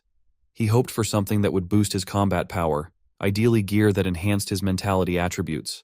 Reaching level 2 might enable him to take down the shaman goblin with Crip. As he opened the chest, Lin noted that the ancient god categorized gear from low to high as white, blue, purple, gold, and red ranks. The store only sold up to blue excellent quality gear, and Lin wondered if he might receive a purple rare quality item. Lin was pleased with what he found. He recalled encountering the shaman before and noted that it was only at level 1. With the pill he had acquired, Lin could now face a level 4 opponent, deserving of its purple quality. He thought about how he could infiltrate the goblin group, sneak up on the shaman, and deliver a decisive strike.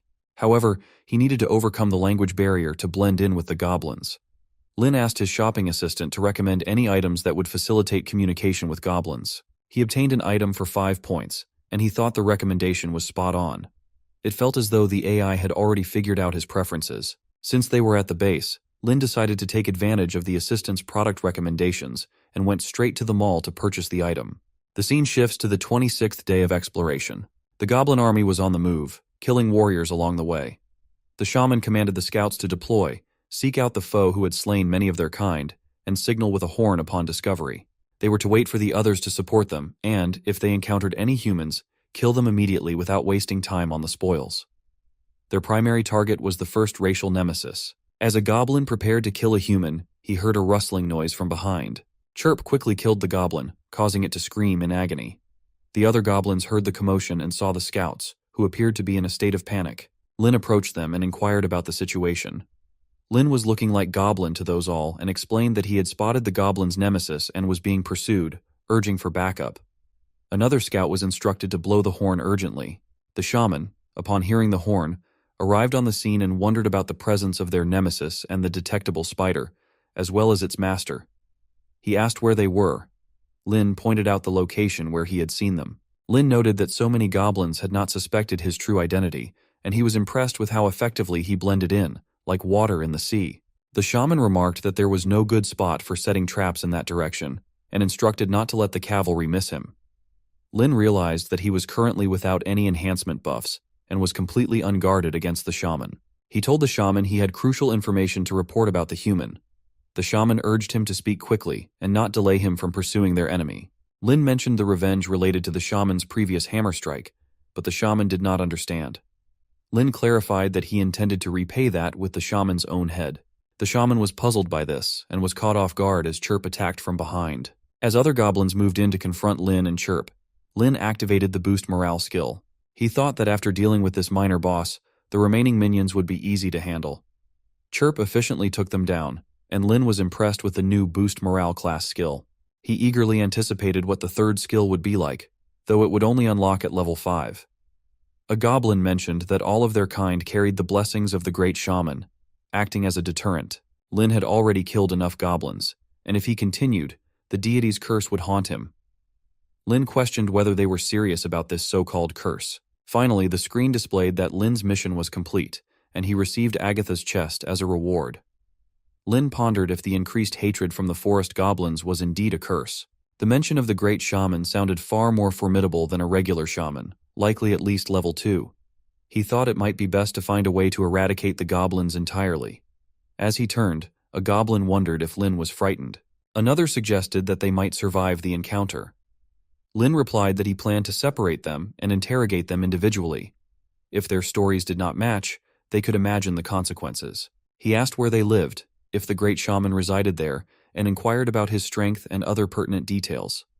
The goblins were terrified, and one of them admitted that Lin was indeed the enemy of the forest goblins. Lin assured them that if they answered honestly, he would make their end as easy as possible, and that they had nothing to fear from him, as he was not a demon. The scene shifts to the stronghold of the ancient god, where the strongest warriors are holding a meeting. Lu notes that everyone must have observed that the forest goblins they recently encountered were significantly stronger than the initial ones. Lei interjects, stating that as monsters grow, they become more powerful, and his only concern is that the monsters might become too weak to withstand a punch after he levels up. Yan adds that unlike those weaklings who couldn't even score a single point, they, as strong warriors, are different. Lu explains that the situation is complex, and that his team was fortunate enough to explore deeper territories and trigger a mainline hunting mission. This mission could be shared with others, and now he is presenting it to them all. He isn't trying to scare anyone, but he believes that when the time comes, none of them will be safe. To survive, they must unite to complete the mainline mission. Zheng, suspecting that Lu might have ulterior motives, urges caution. After reviewing the mission, Zheng suggests that since they are collaborating, a leader is necessary. He points out that Lu, who has actively shared crucial information and has leadership experience, should take on this role. Lu initially thinks Zheng is trying to put him on the spot, but he had already anticipated this scenario. Lu proposes that, since they are all strong and opinionated individuals, they should form a council to discuss matters collectively and decide on team strategies through voting. Lei and Yan agree to this council idea. Min clarifies that if the council's decisions go against her beliefs, she will leave immediately. Lu reassures her not to worry, stating that the council is open to members joining or leaving as needed, and they won't question anyone's departure.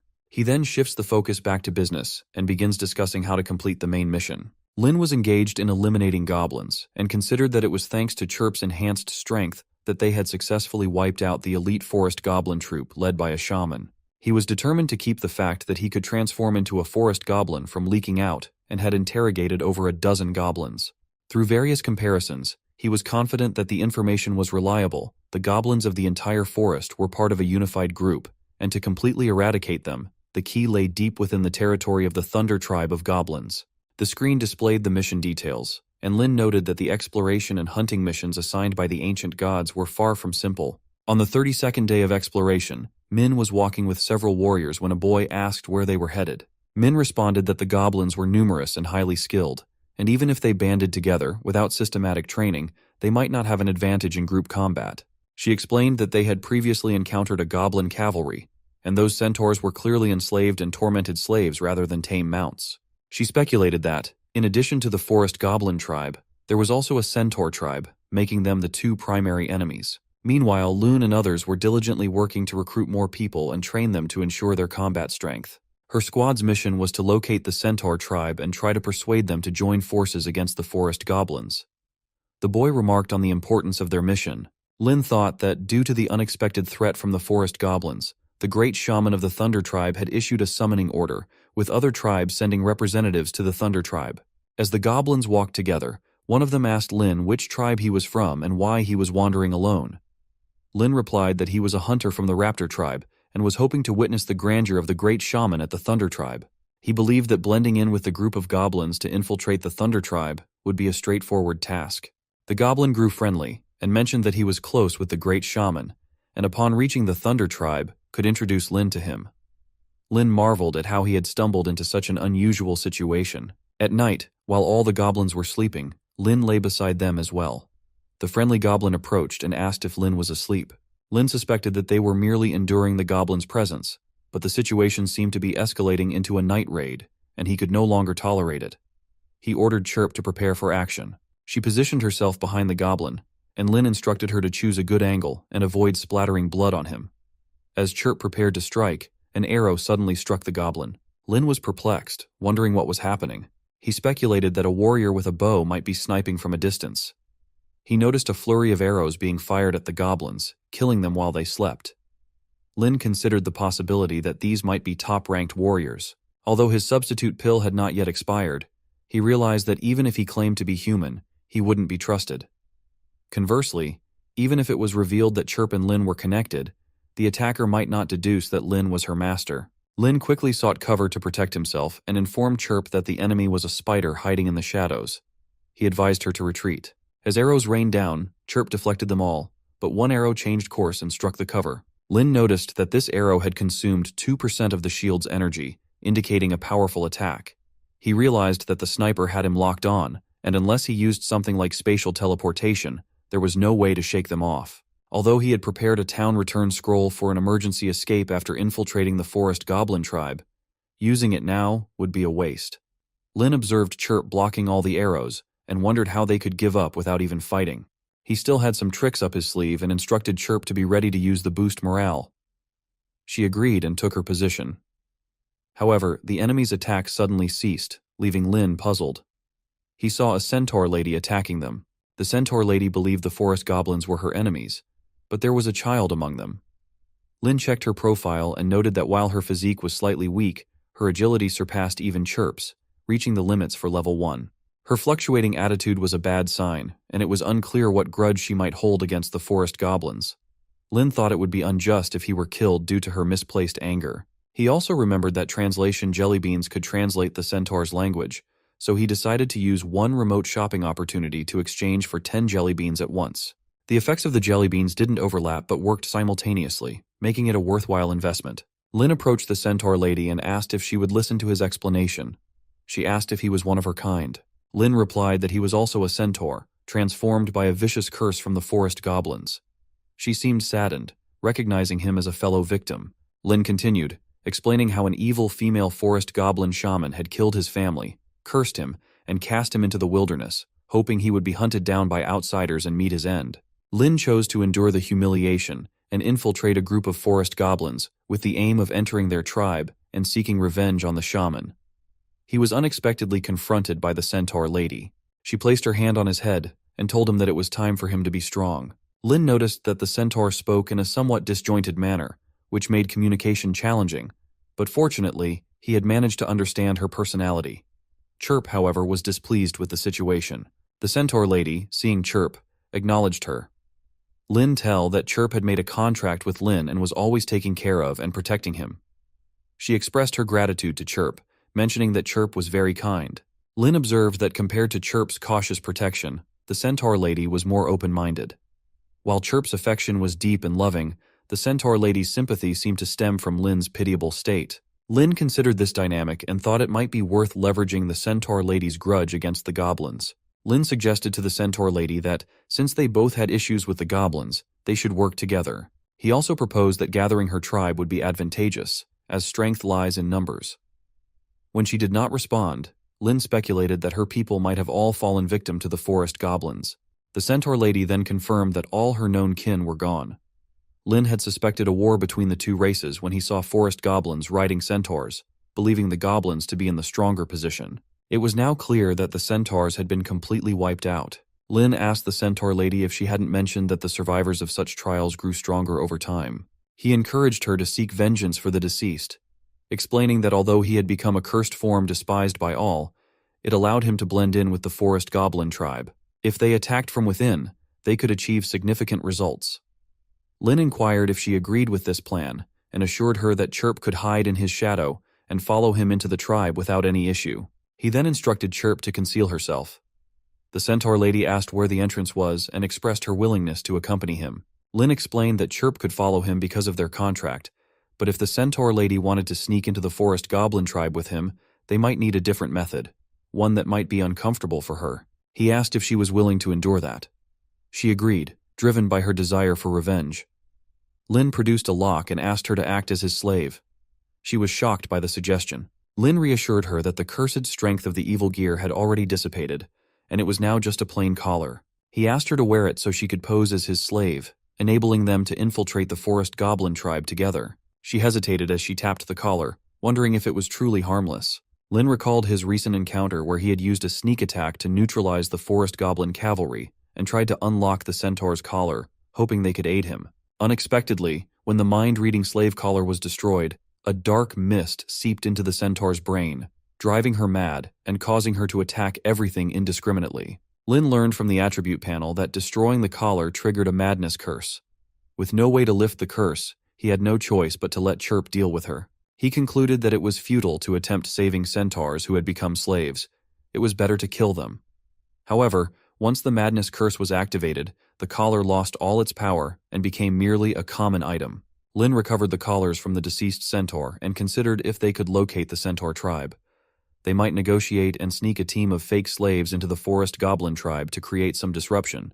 In the end, only one collar proved useful. Before officially proceeding with their plan, Lin decided it was crucial to confirm the centaur's name. He asked the centaur lady for her name. She introduced herself as Mia. Lin noted that the centaur naming convention seemed to align more with Western styles. Since he was pretending to be one of them, he needed to ensure his own name fit seamlessly into their naming system. Lin then revealed his own name and instructed Mia to play her role as his slave convincingly, maintaining a dazed and mind-wiped appearance. Mia assured him that she would act well to seek her revenge. Lin hoped that with some training she would perform effectively and that his remaining supply of substitute pills would last. The scene shifts to the 35th day of exploration. At the goblin base, a voice called out to the forest goblins from afar, stating that those who wished to enter the Thunder Tribe must show respect to the Great Shaman.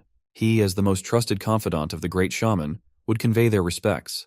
A plump goblin presented a bone flute as a sign of respect. The first goblin remarked that the flute was something his house had been needing, and recognizing the goblin's good intentions, allowed him entry. A leader goblin observed a family of goblins. The head of the family presented some valuable fruits, expressing their respect for the Great Shaman. The leader goblin, angered, smashed the fruits and questioned whether such trash could truly honor the Great Shaman. He then ordered the goblins to deal with the family. The lady and her daughter begged to be spared, pleading for her husband's release. The leader goblin responded that he required 2 female slaves, making it impossible for him to let the husband go. A second goblin reported to the leader that more refugees had arrived, including a wealthy-looking centaur slave. The leader goblin saw the arrival of racial enemies and recognized it as an opportunity to profit. Lin, walking with Mia, thought she looked foolish but was actually quite astute. With just one more day of training, she could act convincingly. After another day of travel to reach the tribe, he noted that he now had only 6 substitute pills left. As they approached, a goblin called for Lin to stop for a routine check. As a group of goblins approached Lin, he wondered if they were the ruthlessly exploited yokels he'd heard about. Despite the small scale of the forest goblin tribes, they still managed to accomplish impressive feats. Lin was prepared for this, having taken a substitute pill that allowed him to replace the original forest goblin emissary. As Lin prepared to speak, one of the goblins mentioned the words of the Great Shaman with the arrival of racial enemies. Many other forest goblins from neighboring tribes had sought refuge here. They were conducting thorough checks to prevent lowly civilians from entering the noble lands of the Thunder Tribe.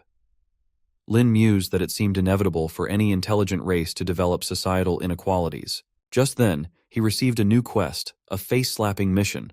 He wondered why the mission descriptions were becoming stranger after entering the forest goblin tribe. The goblin then turned to Mia, remarking that as a slave she couldn't simply walk in without paying a tax. Mia, playing her role as a slave, spaced out. The leader goblin commented that, judging by her appearance, Mia wasn't meant for battle, but for pleasure. He demanded a tax of 100 bone coins to ensure Lin could still enjoy his slave after fleeing. Lin, prepared for this, decided to act. He had triggered the face-slapping quest as well.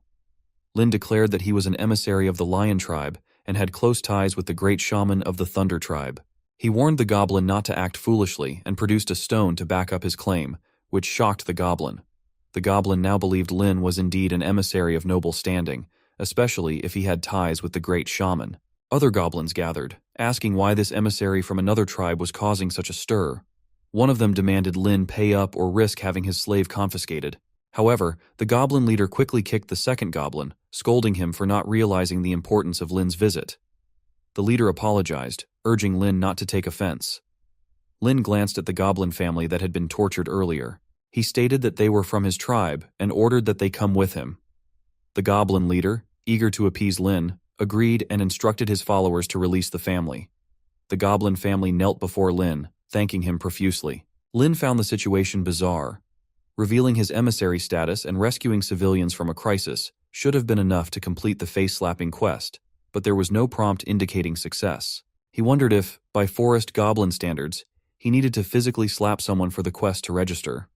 However, as a mere emissary, starting a fight with the tribal guards would be a diplomatic disaster. Not knowing how forest goblins handled such situations, Lin decided not to risk it. He instructed the goblin leader not to announce his arrival to the great shaman, as he preferred to visit the shaman on his own. The goblin leader agreed. Lin reflected on the situation and decided to forget about the minor quest with its meager rewards. He reminded himself that the Thunder tribe was the largest in the area, with the entire tribe divided into 3 levels based on terrain. The lowest level was mostly inhabited by non-combatant civilian forest goblins. The second level was the residence of the combat-capable forest goblin soldiers, and the top level was reserved for the nobles, who lived in luxury without having to engage in any duties. The goblins had inherited the blood of their ancestral kind, granting them heightened mental powers and the ability to master unimaginable spells unique to their race. The tribe was ruled by the noble goblin shaman, a master of sorcery. Unlike other tribes, this central capital was the birthplace of the world's forest goblins and home to the most revered great shaman. As Lin ascended the stairs, a goblin guard informed him that the sacred temple grounds were off-limits to outsiders. Even as the grand emissary, Lin couldn't simply enter unannounced. The great shaman had instructed that all tribal emissaries would be summoned to discuss how to handle their enemies. Lin realized that despite his status, he would not be granted immediate access, and it seemed that the previous emissary's claims of close ties with the great shaman were exaggerated. Lin was relieved he hadn't acted too arrogantly, which might have jeopardized their cover. Despite his emissary status, gaining access to the great shaman would require a different approach. Lin was fortunate that the goblin emissary had boasted endlessly about his large villa in the Thunder tribe and had invited Lin to visit. This information made it easier for Lin to find a place to stay. Once Lin, Mia, and Crip reached their temporary residence, Lin informed Mia that this would be their base for now and thanked her for acting as his slave. Mia, though not tired, expressed her sympathy for the lower-tier goblins, saying it was unfortunate they had to rely on Lin's help. Lin acknowledged Mia's sentiment, but reminded her that their primary target was the great shaman of the forest goblins, not the common goblins. He found Mia's sympathy for her own enemies somewhat naive, but kept his plans to himself. Lin had other strategies in mind for aiding the forest goblin family. He then turned to Crip, instructing her to hold off on setting traps for now. Lin had come up with a different plan and needed some time to implement it. Lin explained that his original plan was to pose as an emissary, invite the great shaman as a guest, and then stab him in the kidney, leaving the tribe headless and in utter chaos. Mia was cheered by this revelation. Lin continued that, upon entering the tribe, he observed the signs and realized that although an emissary's status was higher than that of a typical forest goblin, it was nowhere near that of the great shaman.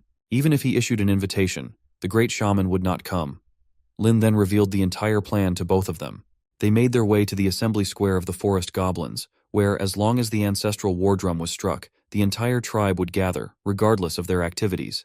According to tribal rules, the ancestral war drum could only be struck in emergency cases requiring the mobilization of the entire tribe, or by order of the great shaman. Lin struck the drum, and a goblin came to question how he dared to beat the ancestral war drum, ordering others to capture Lin. Another goblin argued that they could not act recklessly since Lin was an emissary from the esteemed Lion tribe, a noble born with great prestige. More goblins arrived, curious about the source of the sound. Lin thought that since he was an emissary from a different tribe, even if the guards were concerned, they would not act rashly.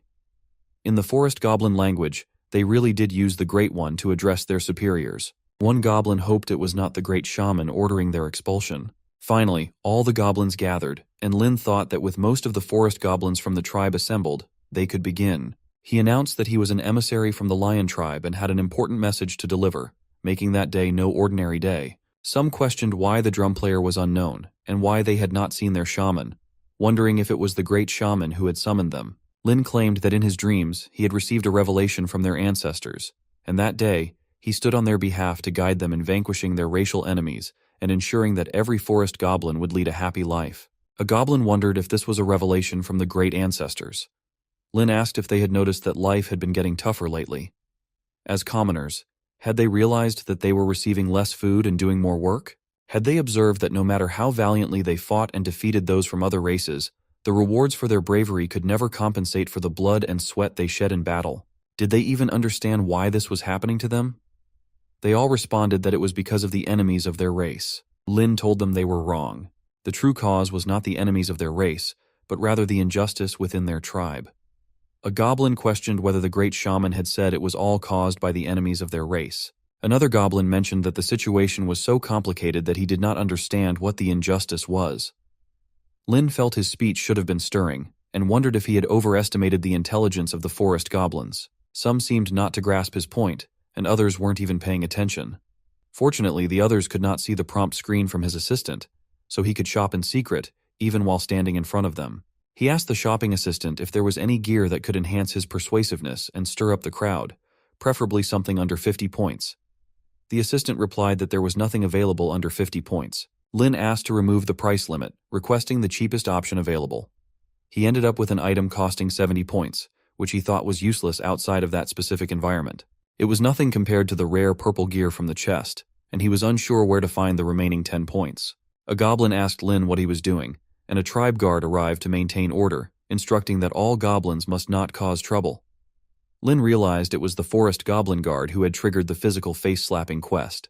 The goblin informed Lin that before coming there, he had consulted other shamans, and the great shaman did not even know the emissary from the lion tribe. Lin saw this as the perfect opportunity and prepared to deliver a face-slapping punch. Afterward, Lin was rewarded with 20 points. Although the punch had not caused any real harm, the task was completed, and the minimum reward of 20 points was given. The goblin attacked him, demanding to know how he dared to start a fight in the Ancestors' Square. Initially, the goblin had intended to ask Lin for money since he was an emissary, but now he was set on killing him. Lin shouted for him to be quiet, and the goblin found he could no longer control himself. Lin told Mike that they were supposed to be the tribe's protectors, but instead, they were focused on making a profit. Every tribesman who entered or exited had to pay that one goblin, whose actions were despicable and shameless. Lin declared that their fellow tribesmen would rather eat his flesh and drink his blood. He thought that after enhancing his incitement skill with gear, the effect was immediate. Others agreed with Lin and told the guard goblin that they did not want someone like him in their midst. One goblin remarked that the guard had obtained his position by selling his wife and usually bullied the lowborn. Now he was being punished by those he had previously oppressed, despite being promoted. Another goblin suggested firing the guard goblin, which would make the commoners grateful and also provide an opportunity to gain another female forest goblin slave, making it a better situation overall. Others even suggested killing the guard goblin to eliminate any further trouble. Then the great shaman arrived, and everyone made way for him. Lin examined the great shaman's profile and realized that this was not the true great shaman. The actual great shaman was the supreme leader of the tribe, and, with the thousands under his command, would not be easily lured out. The guard goblin knelt before the shaman, claiming that he was the only guard, and that Lin was the troublemaker. The shaman asked Lin which tribe he was from to dare cause trouble on this sacred land blessed by their great ancestors. Lin declared that he was a saint from the lion tribe, following the divine oracle of their great ancestors, and a pioneer destined to lead the forest goblin race to greatness once again. He thought that the debauched shaman, drained by indulgence and appearing high-ranking, was likely an heir to the great shaman. It seemed his luck was not too bad after all. The goblins admitted they were unsure of what Lin was saying, but he appeared far more formidable than the giant Fang. As Lin spoke, they were increasingly drawn to him. He proclaimed that the shaman was not the true great shaman but was still acting as though he were. Some goblins had twisted the great ancestor's oracle, creating inequality and forging so-called nobility, leading to the exploitation of the forest goblins by other goblins. The shaman declared that he would not tolerate Lin's useless talk, then kicked a goblin and ordered others to summon more goblins. Lin continued to describe how the goblins were mistreated and struggled as slaves, fueling their rage against the shaman. The shaman warned Lin that no matter who he was, he had offended their great ancestors by striking the ancestral war drum on his own and dared to challenge him. He ordered his knights to take Lin down. As the guards advanced on Lin, other goblins blocked their way. One goblin stated that the nameless one, Lin, was speaking sincerely for the forest goblin tribe, and if they wanted to harm him, they would first have to kill them all. The shaman, enraged, demanded to know how these lowly commoners dared to bare their fangs at nobility, and he ordered their extermination. Lady goblins arrived to support Lin and told the shaman he would not harm them. The shaman warned them not to be fooled, claiming that the nobles shared his blood and that their ancestors had sacrificed everything for the tribe. It was only because of them that the others enjoyed their current status. The guards asked the shaman if they should charge in, with one mentioning that his mother was among those supporting Lin. Lin realized that due to the greed and cruelty of the high-ranking goblins and the accumulated class conflict, it had been relatively easy to incite the lower-class goblins. However, only the lower-class forest goblins and some female goblins were willing to stand up, while the main fighting force of the goblins remained passive. This situation was insufficient to bring down the great shaman, so Lin needed to find a way to exploit the growing unrest among the goblins. He called for the tribesmen to listen and announced that he would surrender himself to the shaman. He asked the shaman to have him locked up, and raising his hands, began to descend the stairs. Some of the lady goblins were shocked and asked why Lin was surrendering. Lin explained that he had come to bring fairness and a better life to their kind. If everyone had to argue and hurt each other just to protect him, it would contradict his intentions. Therefore, he was willing to be bound voluntarily, ready to bear the sins of their race so that his kin could be redeemed. He urged everyone to remember this day and strive to eliminate the injustice so that his sacrifice would not be in vain. The goblins became emotional, touched by Lin's dedication, and many began to cry. Lin approached the shaman, asking him to take him away. Some of the ladies warned the shaman not to harm Lin, or they would not let it go. The shaman replied that he intended to kill Lin. A guard added that killing Lin would provoke outrage among the goblins. He then suggested that Lin be locked in the rotting dungeon, and, once they had dealt with their racial enemies, the great shaman would surely give him a fair trial. He advised everyone to stay on the straight and narrow, or even the nobles would face punishment if the great shaman blamed them. As Lin was being taken away, he felt that things were still under his control. The scene shifted to another goblin base, which had been burned and its inhabitants killed by Lu and his team. Examining the map, Lu noted that by taking down the goblin stronghold and establishing a position there, they could gather strength and prepare to attack the forest goblin headquarters. A boy arrived reporting that Min and her team had returned. Lu asked if they had found any reinforcements. Zhang wondered if they had returned any later. They might have already taken down the forest goblin tribe with their own strength. Min reported that she had only found the ruins of the centaur tribe, and from the remaining traces, it appeared that the race had been wiped out by the forest goblins. Lu questioned if the forest goblins were so formidable that they had already defeated a race before Min's arrival, and now there were no reinforcements. Lei dismissed the concern, saying that no reinforcements did not matter. They were all warriors enhanced by the ancient gods, and they should not fear mere forest goblins. Lu considered that while their elite warriors could defeat regular goblin soldiers in one-on-one combat, they had too few elites, and facing the forest goblin army head-on would be dangerous due to their overwhelming numbers. This made it difficult to ensure safety. Improvising attributes could only be achieved through cumulative training techniques, and enhancing gear was limited by rank. Even with many points, significant improvements in strength could not be achieved quickly. Lu concluded that without reinforcements, they would need to revise their combat strategy. He decided that they must pool their spare points to boost the overall strength of the ancient god warriors, giving them a better chance against the forest goblin army. He encouraged everyone to help each other by sharing their collective points to arm all the ancient god warriors. As the leader, Lu felt it was his duty to lead by example, making sacrifices to inspire his team. He hoped that the rewards from the ancient gods would justify his current sacrifices once the mission was completed. On the 36th day of exploration, the shaman arrived at the prison where Lin was held. He instructed the guards to keep watch at the door, ensure that no one without authorization approached, and ignore any screams, no matter how awful. The guard assured him that he would follow the orders and admitted his own disdain for Lin, even mentioning that his family had advised him to take good care of the prisoner. The shaman entered Lin's cell. Lin asked why the shaman had taken so long to visit and expressed anticipation for this moment. The shaman explained that the great shaman had heard of Lin's deeds and had decided to execute him publicly after they defeated their racial enemies, in honor of the great ancestors. While he could not kill Lin immediately, he intended to torment him in the meantime. He asked if Lin was still looking forward to the visit. Lin replied that he was indeed looking forward to it and was pleased with the shaman's cooperation, which had saved him a lot of trouble. The shaman then attacked Lin, telling him to enjoy his moment because soon he would make Lin scream his throat out. Lin signaled Chirp to make a move. Chirp appeared behind the shaman, shocking him, and launched an attack. The shaman wondered if he was still alive and pleaded not to be killed, offering anything Lin wanted. He attempted to make enough noise to alert the guards outside. As he began speaking, Chirp used her silk to silence him.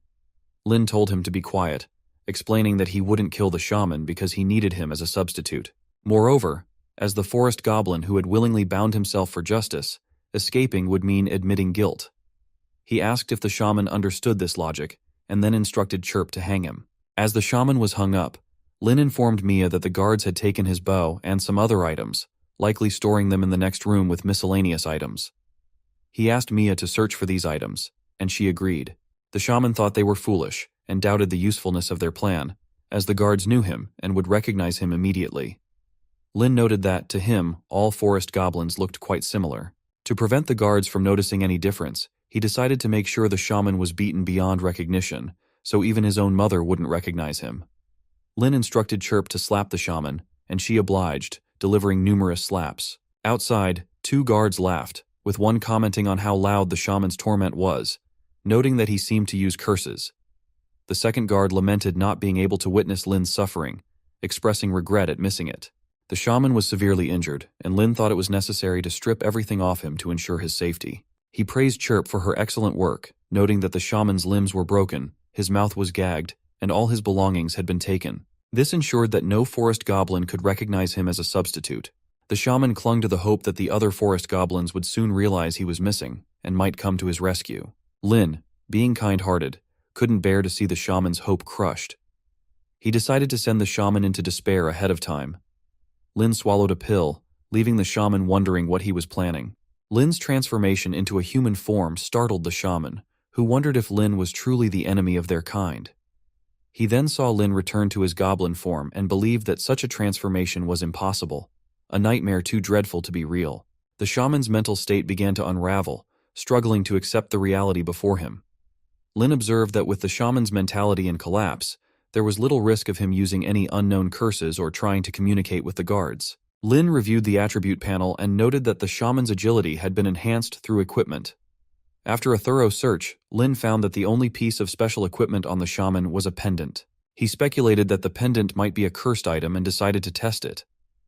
Checking his own profile, he saw no change in agility, but noted an increase in his mentality attribute, attributed to the excellent quality training technique. He was approaching a level up and reflected on whether the situation was becoming inappropriate. Seeing Chirp's interest in the pendant, Lin wondered if she was drawn to it. He decided to offer it to her as a gift, thinking that it was of no use to him and could serve as a small gesture to strengthen their rapport. Lin handed the pendant to Chirp, considering it a way to build goodwill and perhaps earn her favor. As Chirp wore the item, she began to glow, and her stats changed. Lin realized that the item was meant for magical creatures, which explained why it hadn't worked for him. The courier enhanced Chirp's agility by 1, which would be worth at least 100 points if converted to ancient god items. Even though the ancient god exchange shop had various enhancement items, only ancient god warriors could use them, and none of them enhanced mentality. Boosting Chirp's physical attributes was far more profitable than enhancing his own, as Lin had experienced before. Chirp could carry gear in and out of her shadow, which is why she could always produce a scythe. Lin had initially thought she could only carry something that fit in one hand. Now it seemed that, besides what she was holding, she could also wear special equipment, and if they had a dimensional pocket, she could potentially store items. Lin asked Chirp to continue keeping the substitute pill safe and to come back later. She agreed, and taking the box, hid in his shadow. Lin had to admit that the substitute pill was highly effective against low-level monsters. It was a shame that it could only replace beings he had previously encountered.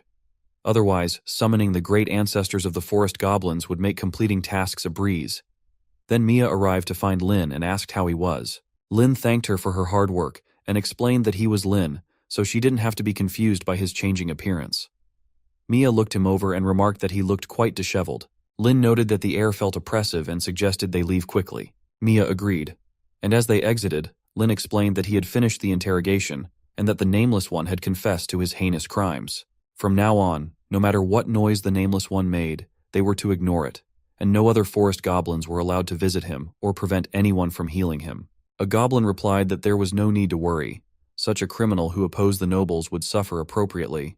As the goblin mentioned the slave of the Nameless One, Lin responded that after a friendly exchange, the man had voluntarily offered the centaur slave to please Lin. He asked if there was any problem. The goblin denied it, and said that it was to be expected of him to make the prisoner obedient. Lin stated that he had urgent work to attend to and would be leaving. The goblin bowed and wished him well. Lin then noticed the structure in front of him and wondered why he had been given the identity of a shaman. He could try to accomplish something significant, and although he had obtained a shaman's identity and could get close to the great shaman, there seemed to be no opportunity to exploit. He examined the panel of the great shaman and noted that the great shaman's agility attribute had also been enhanced by the equipment.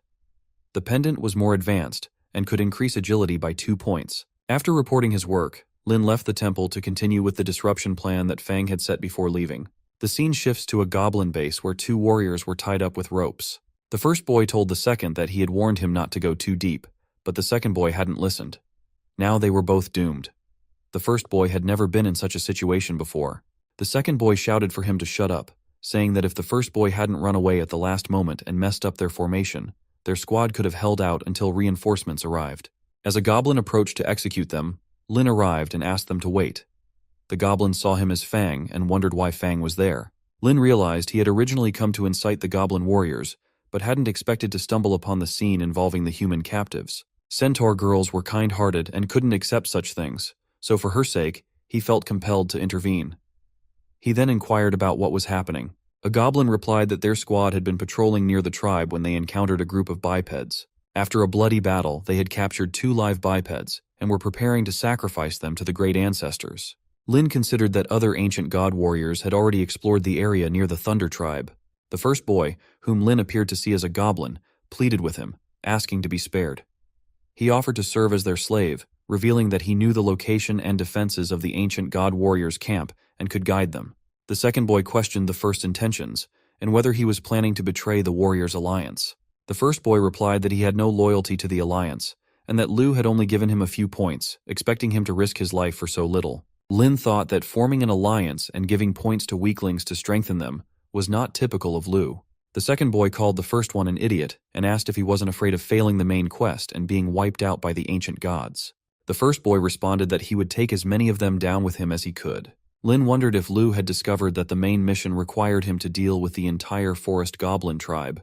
A direct assault from the outside would only be feasible if he allied with most of the ancient god warriors, so Lu had to endure the pain and sacrifice himself. The first boy, seeing his usefulness, begged for his life. The second boy questioned whether he really thought the goblins would understand his language. Lin thought that when there were too many people, all sorts of riffraff appeared. He approached the second boy, who said he wouldn't surrender. Lin thought that although they lacked brains and spine, they were still trash. He told the goblins that the great shaman had delivered a divine message the recent racial enemies and their bipeds were of the same kind, and they needed to collect bipeds as curse materials. The goblin responded that being used as material for the great shaman's curse was a blessing for the sacrifices, and that the great ancestor would surely accept it. The goblin then instructed others to send the 2 captives with Fang. Realizing he wasn't going to be killed, the first boy thanked Lin. Mia thought that Lin had saved them. Lin told the goblin that the 2 captives needed some preliminary processing. The noisy one was clearly of low quality, so they should bleed him first, bury him for 7 days, and provide him with additional food to keep him from dying. The goblin agreed to handle the bipeds properly. Lin thought it was time to get down to business. He told the goblin he was there for another purpose, and asked if the goblin had heard the slander against the great shaman from the outsider earlier. He requested the goblin's opinion on how to deal with the outsider. The goblin replied that the despicable outsider had insulted the great shaman and should be made to confess his sins before the great ancestor. As night fell and Lin rested inside a tent, Mia stood guard as Lin had instructed. If any noble arrived, she was to inform him immediately. Lin was seated with the goblins, reassuring them not to be nervous and clarifying that he was not the kind of forest goblin they might expect. He explained that the reason he had captured the Nameless One was not due to personal opposition, but because he had to follow the great shaman's orders, and that the old fool had lost his mind. The goblin told Lin that he couldn't say the great shaman didn't represent the will of the great ancestor, and that the actions taken were for their own good. Lin thought that gaining the support of the goblin warriors was not easy at all, and he was glad he had come prepared with the loudspeaker. He remarked that every time he gazed at the artifact, inherited from the great Nameless One, he was reminded of him and the heroic sacrifice he made. Lin recalled the struggles of the lower forest goblins, while the nobles indulged in pleasure. The tribe was truly sick and beyond cruel. The loudspeaker had its effect, as the goblins began to agree with the great Nameless One. One goblin asked what if they knew the tribe was sick. The great Nameless One had ended up imprisoned in a rotten cell, and even Fang couldn't defy the orders of the great shaman. As an ordinary warrior, the goblin felt even more powerless. Another goblin said they couldn't change the tribe, so there was no hope. Lin disagreed, stating that it wasn't hopeless. A goblin asked why he thought so. Lin recounted a small story the Nameless One had shared with him, which he believed had important lessons for them. He asked them to imagine a huge death curse magic circle, flawless and nearly indestructible. The goblin wondered if such a circle sounded terrifying. Lin continued, explaining that inside the magic circle, many of their kin were sleeping, soon to be drained of their life force and turned into withered corpses. However, they had been put under a sleep spell, so even if they were sacrificed, they wouldn't feel the sorrow of death. At that moment, if a forest goblin appeared outside the magic circle and shouted loudly enough, he might wake up a few of his kin and give them a chance to save themselves, though the chances of success were slim. If they failed, those he awakened would have to endure the agony of being drained of their life force. Lin continued, asking what they would do if they encountered a similar situation as described in the story. One goblin suggested waking them up, though he acknowledged that failure to save them might only increase their suffering. A second goblin proposed giving it a try, emphasizing that there was at least some hope. A third wondered what would happen if they failed, fearing the magic might drain all their life force. The first goblin asked Lin what the forest goblin in the story had done. Lin explained that the forest goblin outside the magic circle had broken into the circle itself. Instead of just shouting from outside, the goblin chose to share their fate and personally woke up each of his kin. Through the combined efforts of all the forest goblins, they managed to destroy the death curse magic circle. Shocked, the goblins asked if this was really possible. Lin responded that the Nameless One had told him this story was based on a true event from a great race in a distant land. The message was simple: no matter how unlikely something seemed, if they didn't try, it would be impossible. As long as they tried, there was hope. The Nameless One was the forest goblin who had willingly walked into the magic circle to awaken his kin. Lin swore by the sacred artifact to carry on his will and awaken others. He asked if they were willing to follow him. The goblins agreed, moved by the promise of comradeship. Lin declared that since they aimed to eliminate exploitation and oppression, the title Big One would no longer be used. Just like in that distant land, they would be equals and comrades. Hearing the term comrades made the goblins emotional. On the 38th day, Lin took his leave, thinking that with the loudspeaker's help, he had turned most of the goblin warriors and even lower-class civilian forest goblins into comrades. Now they needed an opportunity to start a rebellion. Some female goblins approached Lin, expressing concern that he had made a grave mistake by ordering them not to visit the great Nameless One, which was considered an unforgivable crime. Lin asked for an explanation, pondering why such prompts seemed to take pleasure in others' misfortunes. Another goblin suggested that Fang might have had his reasons and might have been forced by the great shaman. Lin realized that this was the goblin who had captured himself. The second lady goblin confirmed that Fang was not the kind of forest goblin they had been led to believe. Lin said it wasn't the right place to discuss this matter further, and suggested they move elsewhere. He reflected that his original plan had been to start with the female forest goblins to create an opportunity. And now the timing was just right. Using his charm skill, he convinced the women that he had no other choice. The lady goblin and her daughter were deeply moved by Lin's words. The daughter expressed her belief that Lin genuinely wanted to protect the Nameless One, but was being forced by the great shaman, which she found tragic. Lin explained that after careful consideration, he believed there was only one way to rescue the Nameless One. The lady goblin asked what that way was. Lin replied that the great shaman had ordered the capture of the Nameless One due to false rumors and slander spread by the male forest goblin nobles, leading to a misjudgment. To rescue the Nameless One, They needed to make the great shaman realize his mistake. The Lady Goblin agreed that the great shaman's judgment was flawed.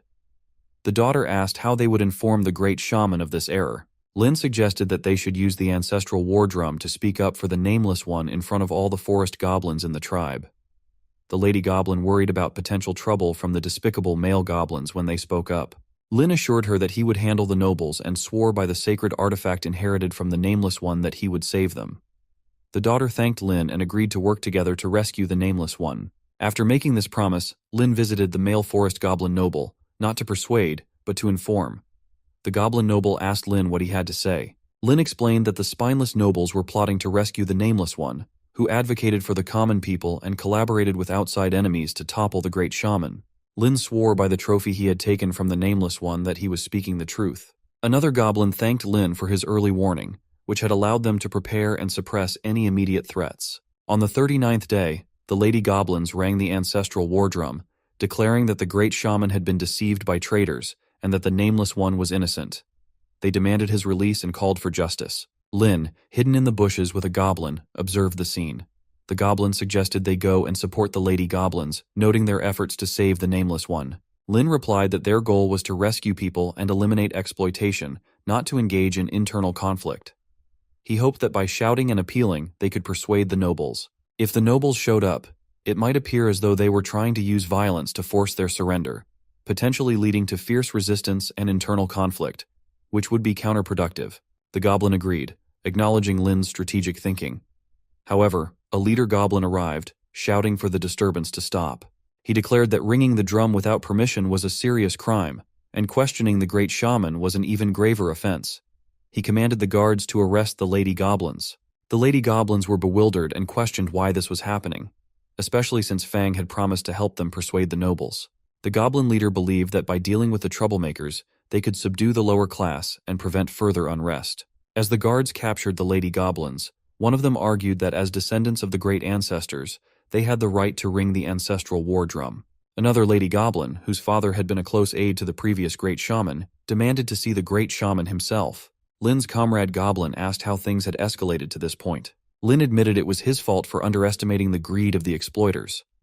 He explained that the nobles had no intention of engaging in a meaningful conversation for the good of the tribe. Lin, along with his goblin ally and Mia, entered the scene and demanded the release of the Lady Goblins. Seeing Fang come to their aid, the Lady Goblins were overjoyed.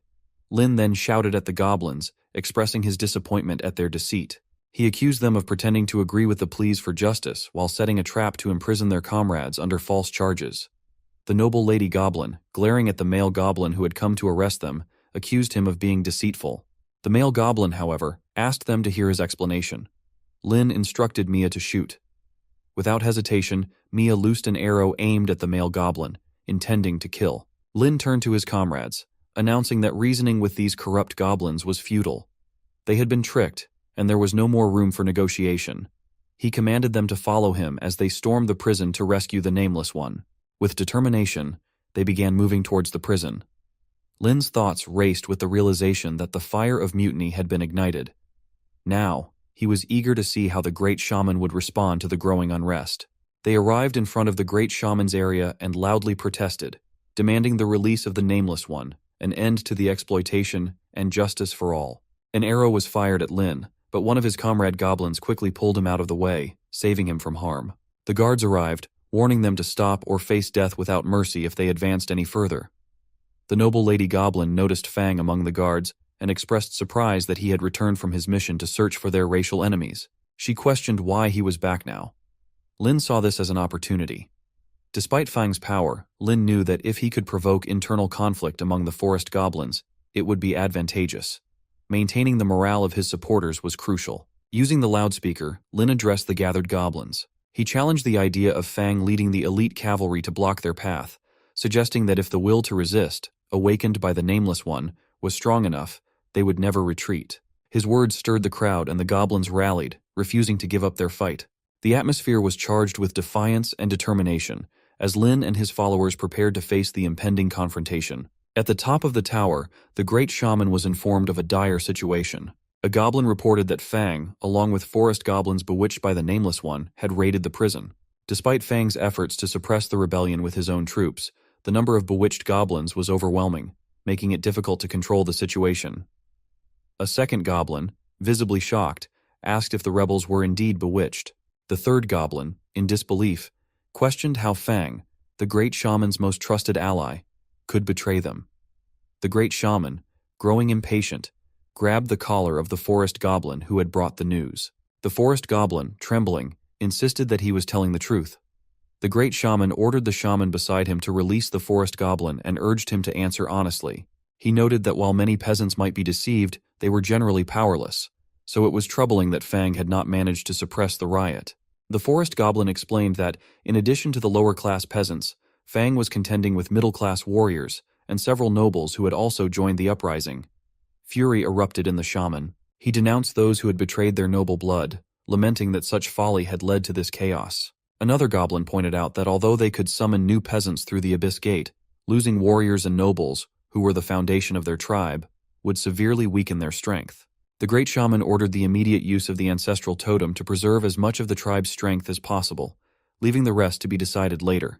He threw a small object to the wood shaman, who caught it and expressed his gratitude. Meanwhile, a warrior observing the turmoil from a hill through a telescope reported the situation to Lu via walkie-talkie.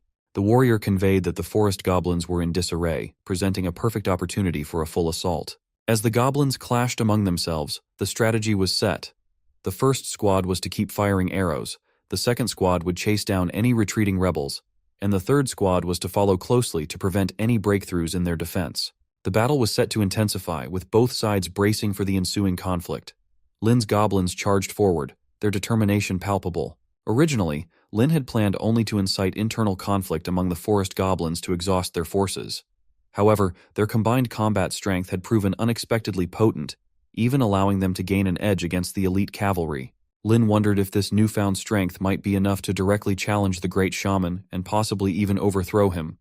As the battle raged, the wood shaman arrived, announcing that the ancestral totem had descended. He called for an immediate halt to the fighting. Lin, puzzled by the sudden cessation of hostilities, wondered why the forest goblins had stopped moving. The wood shaman declared that the ancestral totem represented the great ancestors, and that he would now proclaim a divine oracle. Lin noted that the wood shaman was likely equipped with enhanced artifacts, which suggested a significant power shift. The shaman explained that the great shaman, guided by the divine oracle, had already judged the Nameless One to be innocent. The first goblins expressed their relief and joy, believing that the great ancestors had indeed protected the Nameless One. Lin recognized the potential setback this presented. If the divine oracle's proclamation undermined their motivation, Lin's efforts could become futile. The wood shaman further claimed that the great ancestors never made mistakes and that the previous disturbances had been an act of irreverence. Fortunately, the great shaman had shown mercy and forgave everyone involved, instructing them to return home. Lin observed that the forest goblins' deep respect for the great shaman made it difficult for them to question his decisions. The respect they held was so ingrained that any challenge to it seemed futile. Lin's direct contradiction of the divine oracle would likely backfire. Lin instructed his comrades to hold off on leaving and wait to see the Nameless One released. He wanted to personally escort the Nameless One out and celebrate his exoneration. One of the goblins warned Lin not to push his luck, reminding him that the great shaman had already forgiven everyone, and celebrating a so-called criminal was unwise. Lin stopped and questioned why, if the great shaman had declared the Nameless One innocent, the wood shaman still referred to him as a criminal. The wood shaman responded that Fang's request had not been unreasonable, and that he had acted on behalf of the great shaman. Lin was taken into a building where the wood shaman expressed surprise at Fang's actions, admitting that he had previously thought of Fang as an ambitionless, pleasure-seeking slacker.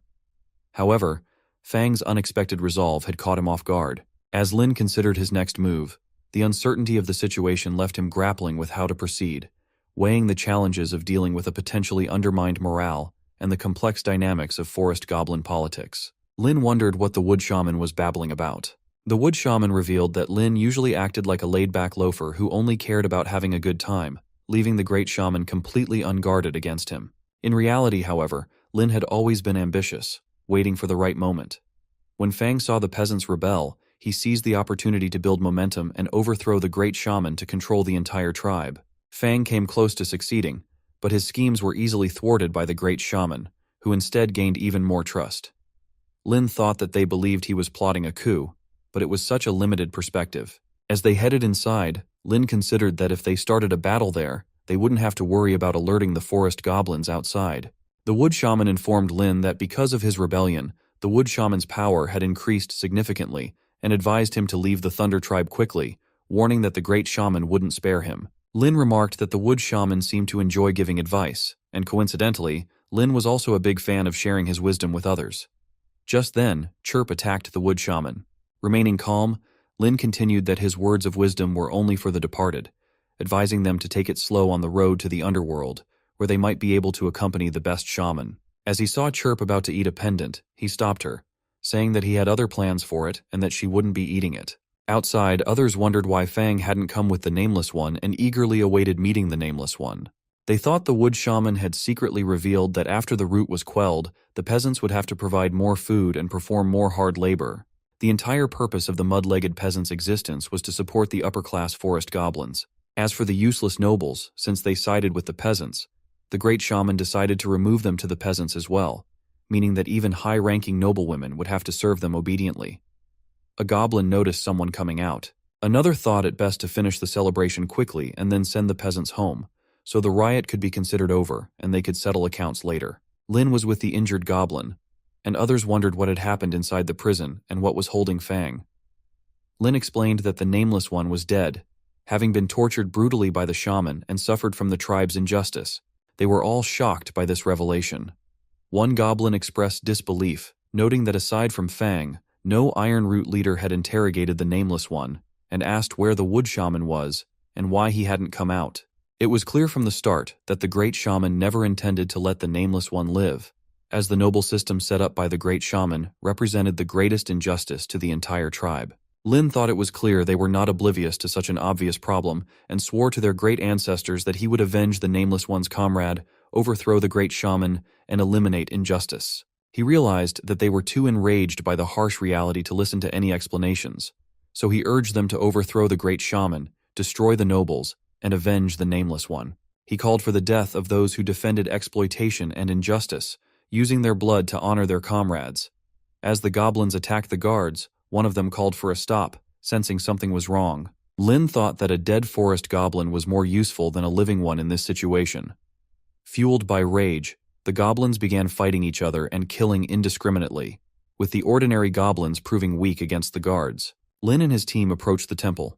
The guards warned that it was a sacred place where souls rested beside the great ancestor after death, and insisted they must not allow the peasants to charge the high ground. Lin told his comrades that the temple where the great shaman resided was just ahead, and dawn was approaching.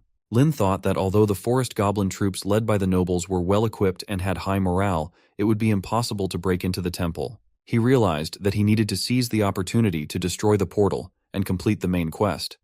As they charged into the temple, Lin spotted a gap in the battle, which would be his chance. He observed a forest goblin slashing at a guard with a sword, only to see it break. The goblin was confused, and then the guard goblin began to glow. Lin checked the guard's profile and realized it was a result of secret arts enhancement. Clearly, the shaman had made his move. The great shaman appeared, telling Fang that if he surrendered obediently, he could be forgiven, as he had watched Fang grow. Lin asked what would happen to his companions if Fang surrendered. The great shaman retorted that Fang had no right to negotiate with the great shaman. His subordinates were merely peasants who could not withstand the temple guard's assault and would soon be skewered one by one as punishment for their sins. Allowing Fang to surrender was the greatest mercy the great shaman could offer, and if Fang did not accept it, he would die alongside the peasants. A goblin told Lin that they were no match for the shaman's power and advised him not to worry about them. He said that if Lin survived, it would be enough. The shaman, confident that Lin was not as foolish as the forest goblins who worshipped him, mentioned that Lin did not want to be buried with the peasants and should return to face the shaman. Lin remarked that, to the shaman, all goblins were merely lowly ants, expendable and easily sacrificed. He questioned whether what the shaman was saying even made sense. The other goblins were shocked to hear this. Lin used a loudspeaker to declare that, despite their differences, all goblins were like comrades, friends, and fellow warriors, sharing the same ideals and walking the same path to eliminate injustice in the tribe. He believed it was a critical moment and that they needed to boost morale once more and fight. Lin told the great shaman that this would be the day either he or the great shaman would perish, with no third option. He told his comrades that the blood of the Nameless One must not be shed in vain, and that if they were shattered into pieces, they must fall forward on the path. The goblins agreed with this sentiment. The great shaman dismissed Fang as foolish, stating that a bunch of peasants were not capable of overturning the world. A goblin arrived, reporting that something terrible had happened. A large army of bipeds was attacking, and the frontline troops couldn't hold them off. He asked the great shaman to send reinforcements. The shaman replied that it would be impossible, and that the captured bipeds were so weak they couldn't even best the peasants of their tribe. Another shaman agreed, noting that the front line was guarded by General Bonecrusher's army and questioning how it could be breached by a group of weak bipeds. The injured goblin countered that the bipeds they were facing were completely different from what they had encountered before. They were equipped with fine armor, and their weapons could hardly be harmed. Additionally, their leader employed bizarre tactics that completely neutralized their simultaneous attacks. The goblins were shocked and recognized these bipeds as their racial foes, believing they must be the very enemies prophesied by the divine oracle. A forest goblin wondered how it could be that the enemy of their race was not just one individual, but an entire army. Lin thought about how he had been labeled the enemy of the race, reflecting on how the ancient god warriors knew how to seize the moment. Lu, his kindred spider, proved to be exceptionally capable. The injured goblin pleaded with the great shaman to send reinforcements quickly to halt the advancing army, or General Bonecrusher would perish. Lin urged the great shaman to focus on the urgent task of repelling this powerful enemy, and offered to lead his followers to the front line to fight, suggesting that the great shaman should also send his main forces to support Lin's squad. Lin hoped that by drawing all the great shaman's troops away, he could later return and carry out his plan for decapitation. The great shaman, observing Fang's attempts to rally the peasants for a rebellion while now pretending to consider the bigger picture, was skeptical. A guard goblin noted that the traitor's logic made sense, and that they should prioritize the larger threat. The great shaman concluded that Fang must be eliminated, and declared that the enemy of their race must be eradicated. Although Fang led a rebellion and the peasants had killed many nobles, in the face of their racial enemy, they were all considered compatriots. The shaman announced, witnessed by the great ancestor, a new law for the tribe: if a lowly peasant killed an enemy of their race on the battlefield, they would be granted noble status. The two other nobles were intrigued by the prospect of becoming nobles themselves, while another wondered if the great shaman was truly not going to hold them accountable for the rebellion. Lin noted that the great shaman's decisive move and tactic of dividing interests were quite skillful. A shaman questioned why the peasants, incited by Fang, should be pardoned and elevated to noble status. The great shaman replied that the law was not unconditional, and that for it to take effect, he must engage in a sacred duel with Lin to atone for all the rebels' sins. A goblin suspected that the great shaman didn't genuinely intend to forgive the peasants, but rather sought to eliminate Fang under the guise of a sacred duel. Once Fang was dead, dealing with the remaining peasants would be easy. The great shaman asked Lin if he dared to accept the duel. Lin realized that the old man believed Fang's combat strength was far inferior to his own, and was looking for a legitimate reason to silence him. Moreover, by offering the bait that even peasants could become nobles, the great shaman had managed to sow doubt among some of Lin's forest goblins. Lin saw this as an opportunity that had come to him unexpectedly, and he decided to accept the challenge. The other goblins were shocked and urged Lin not to agree to the great shaman's terms. A lady goblin pointed out that the great shaman was aware of Lin's weak combat power and intended to use the duel as an excuse to kill him. Lin responded that the most crucial task now was to confront the enemy of their race. He explained that if he refused the duel, the great shaman would not agree to join forces to defend the tribe. Lin urged them not to forget that their fight was against exploitation and for the betterment of the tribe. He said that if his death could bring safety to the tribe and ensure fair treatment for his comrades, he would die without regret. He added that once he was gone, they need not remember him, as long as they remembered their ideals and the reason for their fight. The forest goblins were deeply moved. One hoped for Fang's swift demise but slapped himself and pleaded with Lin not to go. A guard, also emotional, expressed admiration for Lin's selflessness and greatness, acknowledging that despite being the enemy, Lin was deserving of respect. With Lin's acceptance of the great shaman's duel, the internal strife within the Thunder Tribe came to an end. The scene shifts to the battlefield, where the first goblins are being slain by the warriors. As the guard goblins arrive, they are immediately attacked by Lei's hammer. He mocks them, saying their little tricks may work on minions, but are useless against a mini-boss that triggers hunting quests. Min, already having immobilized the target, tells Lei to hurry up and attack. Lei responds that he didn't need to be told. He was already aware. The guard goblin laments that if they had a shaman with them and some secret arts to enhance their strength, they wouldn't be in this predicament. Lei leaps into action, eager to demonstrate his strength. The scene then shifts to Lu's side of the battle. Lu declares that once they eliminate the forest goblins, they can attack the tribes, and he is determined to win the main quest. The location for the goblins' sacred duel is the ancestral spirit area, where Lin and the Great Shaman are preparing for battle. The Great Shaman acknowledges Lin's unique method of inciting peasants to revolt and seize power, which took him by surprise. However, the Great Shaman believes that peasants are inherently foolish, easily swayed by minor benefits, and incapable of uniting. Lin dismisses the Great Shaman's taunts, considering such trash talk a tradition before a duel. Mia, who is with Lin, is currently acting as a slave, but Lin assures her that she won't need to act now. He even provides her with an item that will enhance his abilities as well. The Great Shaman comments on the centaur with a slave collar, noting that such a creature would have no will of its own, and questions whether Fang has lost his mind. Just then, an arrow flies toward the Great Shaman, but he deflects it with a shield, wondering if it's a special archery technique from the centaur. Despite this, he notices that the centaur retains her original consciousness. Lin instructs Mia not to hold back and to use the arrows he prepared for her with all her might. She begins shooting the arrows at the Great Shaman, who skillfully dodges them. Lin uses battle memory recall to create a powerful blast, which shocks the Great Shaman. Lin mentions that he had specifically arranged for his assistant to exchange points for explosive arrows, and their effectiveness is proving to be impressive. The Great Shaman admits that he underestimated Lin. The Great Shaman was taken aback by Lin's true nature, realizing that his playful and indulgent demeanor was merely a facade, hiding his ambitious and cunning side. The shaman then commands his centaur mount to shoot an arrow, taunting Lin by questioning whether he believes restoring the centaur slave's combat skills and memories would allow them to defeat him. Lin quickly assesses the situation and recognizes that things are more complex than anticipated. The Great Shaman begins to glow, proclaiming that Lin's centaur slave could never match his own mount, and the duel would soon be decided. Lin, while seemingly nonchalant, is covertly preparing for his next move. He is secretly gathering power while interfering with the language and thinks about his advanced preparations.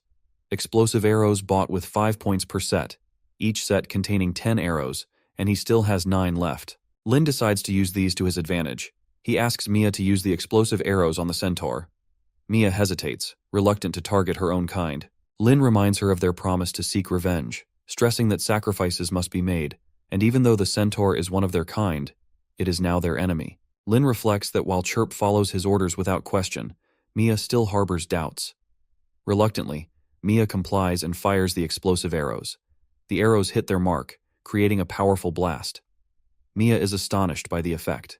The Great Shaman reveals that his mount was originally the chieftain of the centaur tribe, and the best archer among them. Lin instructs Mia to employ Tactic B. Mia agrees, lifting Lin in her hands to rush ahead. The Great Shaman mocks Lin, suggesting that merging with Mia will not help him, and that they won't even get close to his mount. As the shaman orders his centaur to target Lin, Lin notes that it's as expected. His own safety is secured, and Mia is the target. The Great Shaman insists that even if Lin begs for mercy now, it will be too late. He commands the centaur to attack Lin, confident in his impending victory. Lin braces himself, ready to face the oncoming assault and execute his strategy. Lin raises his shield to block the incoming attack and presses forward with Mia.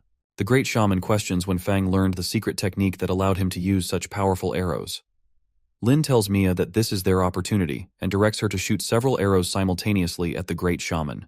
The arrows create a massive explosion, causing significant injuries to the shaman.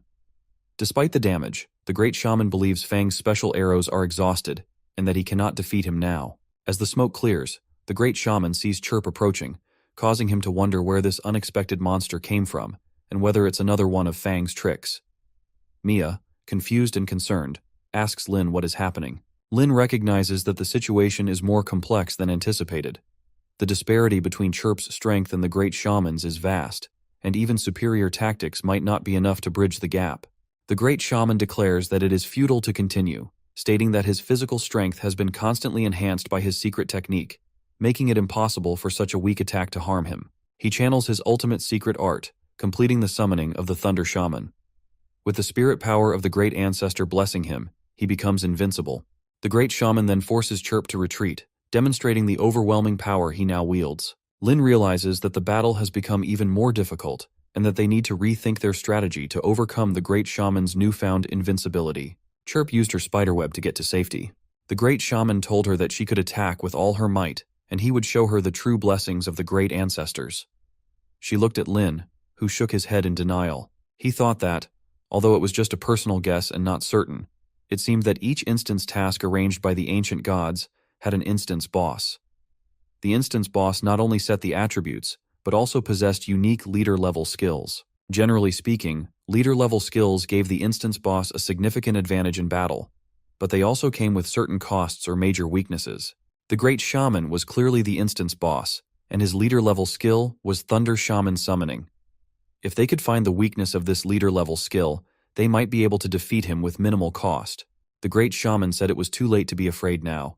He was going to torture the monster Lin controlled right in front of him, then execute him, and offer every inch of his flesh to the great ancestors.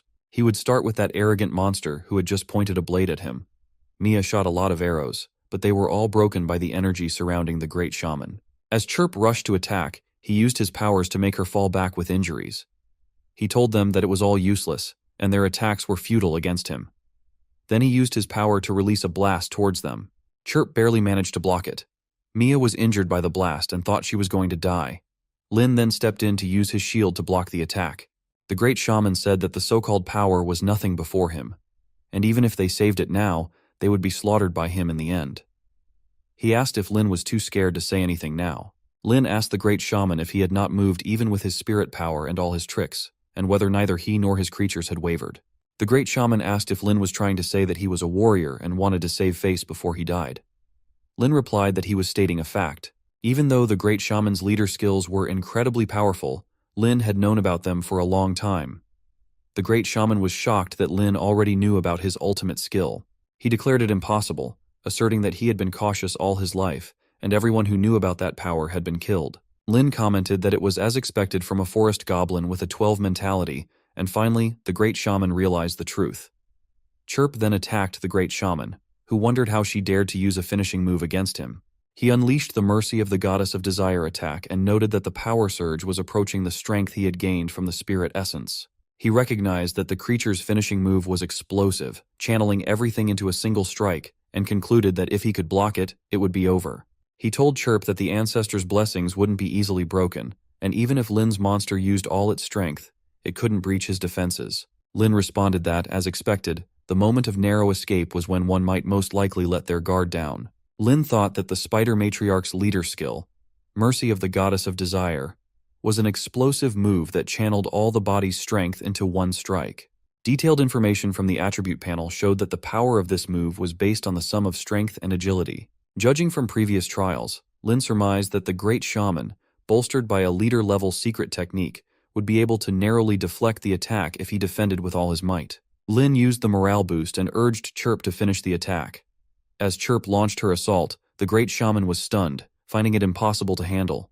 Chirp created a massive blast directed at the Great Shaman. Lin noted that, as calculated, he had caught the Great Shaman off guard for a moment, boosted his attributes with the morale boost, and instantly enhanced the power of the Spider Matriarch's leader skill. Breaking through the Great Shaman's defenses in one strike was Lin's only vow to win. Chirp was also tired and injured from the attack.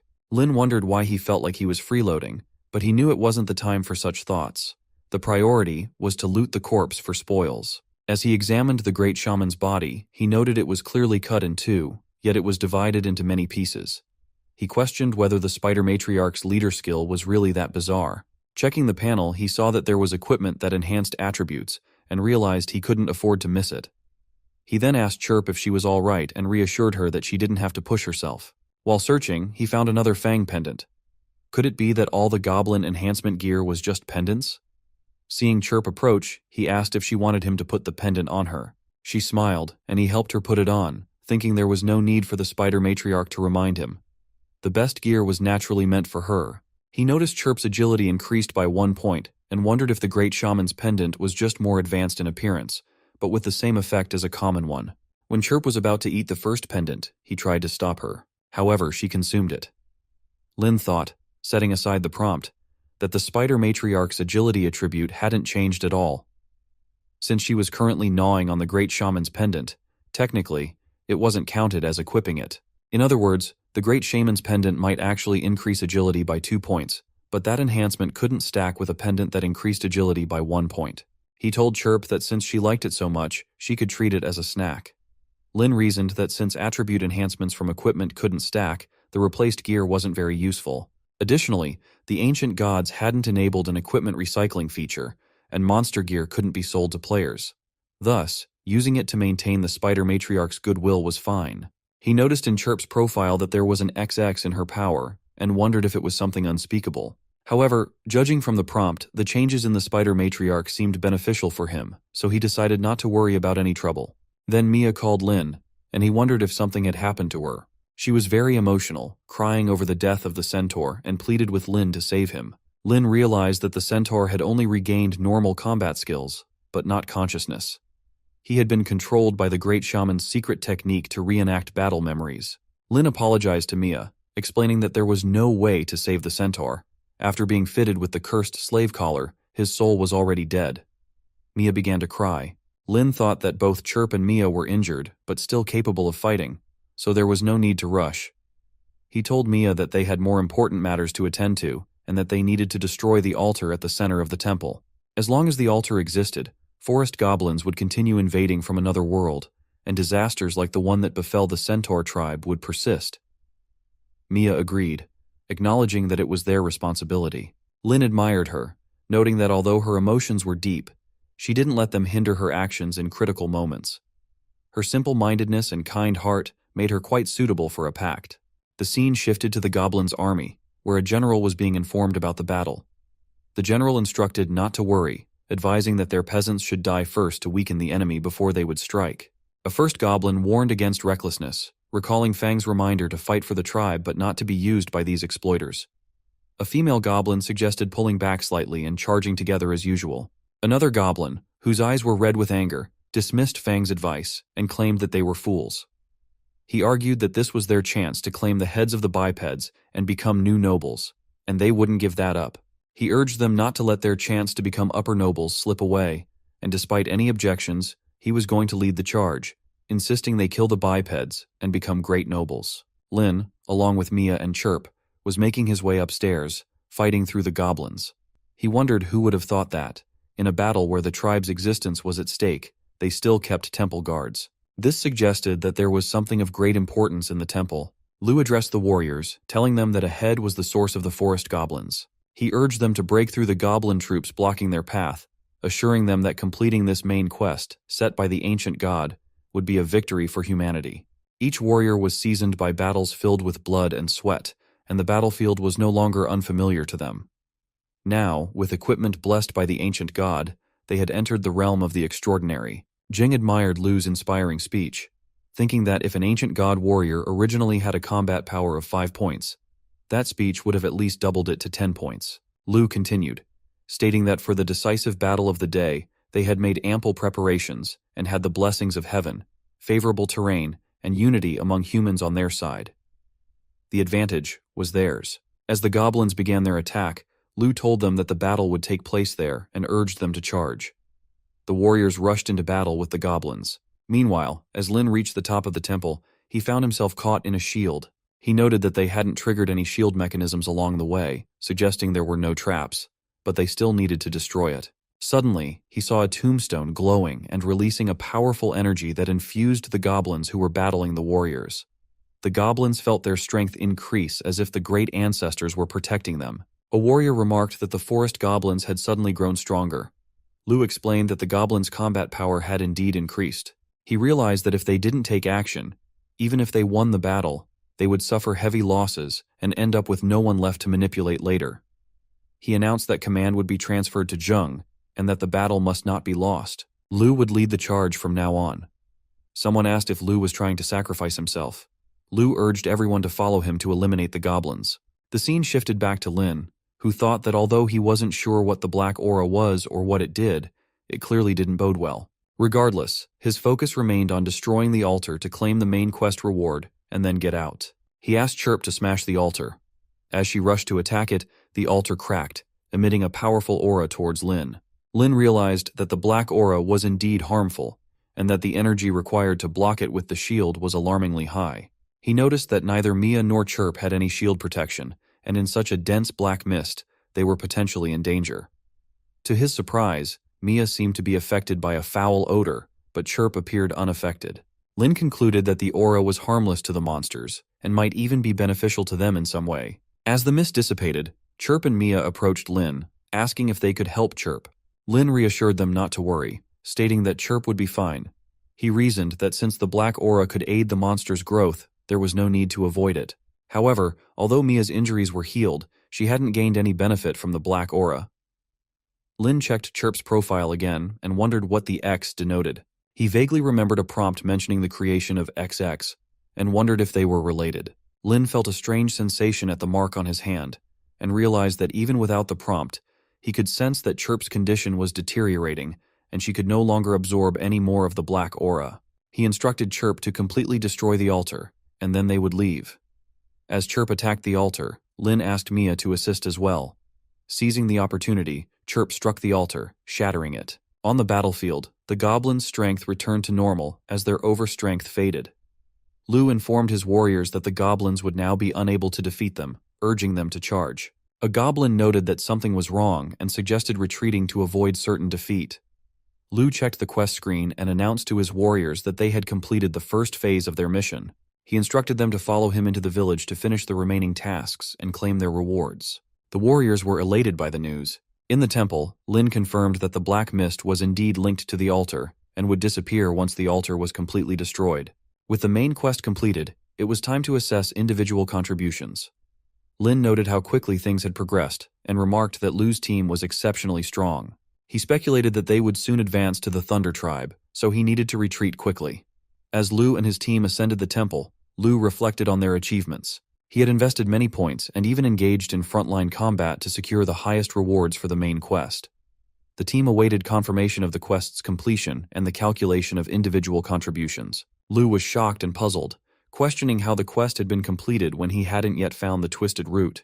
He wondered if someone had taken advantage of the battle with the first goblin army, sneaking into the village while its defenses were down, and cut down the twisted route. Other warriors expressed outrage, saying that whoever did this deserved a terrible fate, and was effectively an enemy of all humanity. Lei, too, was enraged, feeling that his bloody battles on the front line were undermined by someone else stealing his victory. Lu, seeing that his individual rank was 2, realized that the main quest rewards were about to be distributed. He was dismayed that despite his extensive effort and planning to secure the most rewards, the outcome seemed to have been someone else's doing. He vowed to find out who was behind it and make them pay. Meanwhile, Lin discovered that he was at the top of the individual rankings, and would soon receive the rewards for completing the main storyline task. He reflected that the ancient god's judgment seemed fair, and was pleased that Chirp's boost had helped him secure the top reward, which was a significant return. Lin was awarded Agatha's level 1 combat check of the red rank, and wondered if this was the highest quality level. He was surprised by the ancient god's generosity. Mia, confused, couldn't clearly see what appeared in front of Lin. Lin gets that the main storyline chest had no location restrictions and could be opened at any time. It would unlock a red tier chest with a 90% chance of yielding gold tier gear and a 10% chance of red tier gear, with similar rules applying to other quality chests. Lin thought opening the ancient god's chest was as thrilling as drawing from a blind box. He felt fortunate to have drawn purple gear from a purple chest earlier, and, since he could now open the chest outside, he was eager to see how lucky he could be.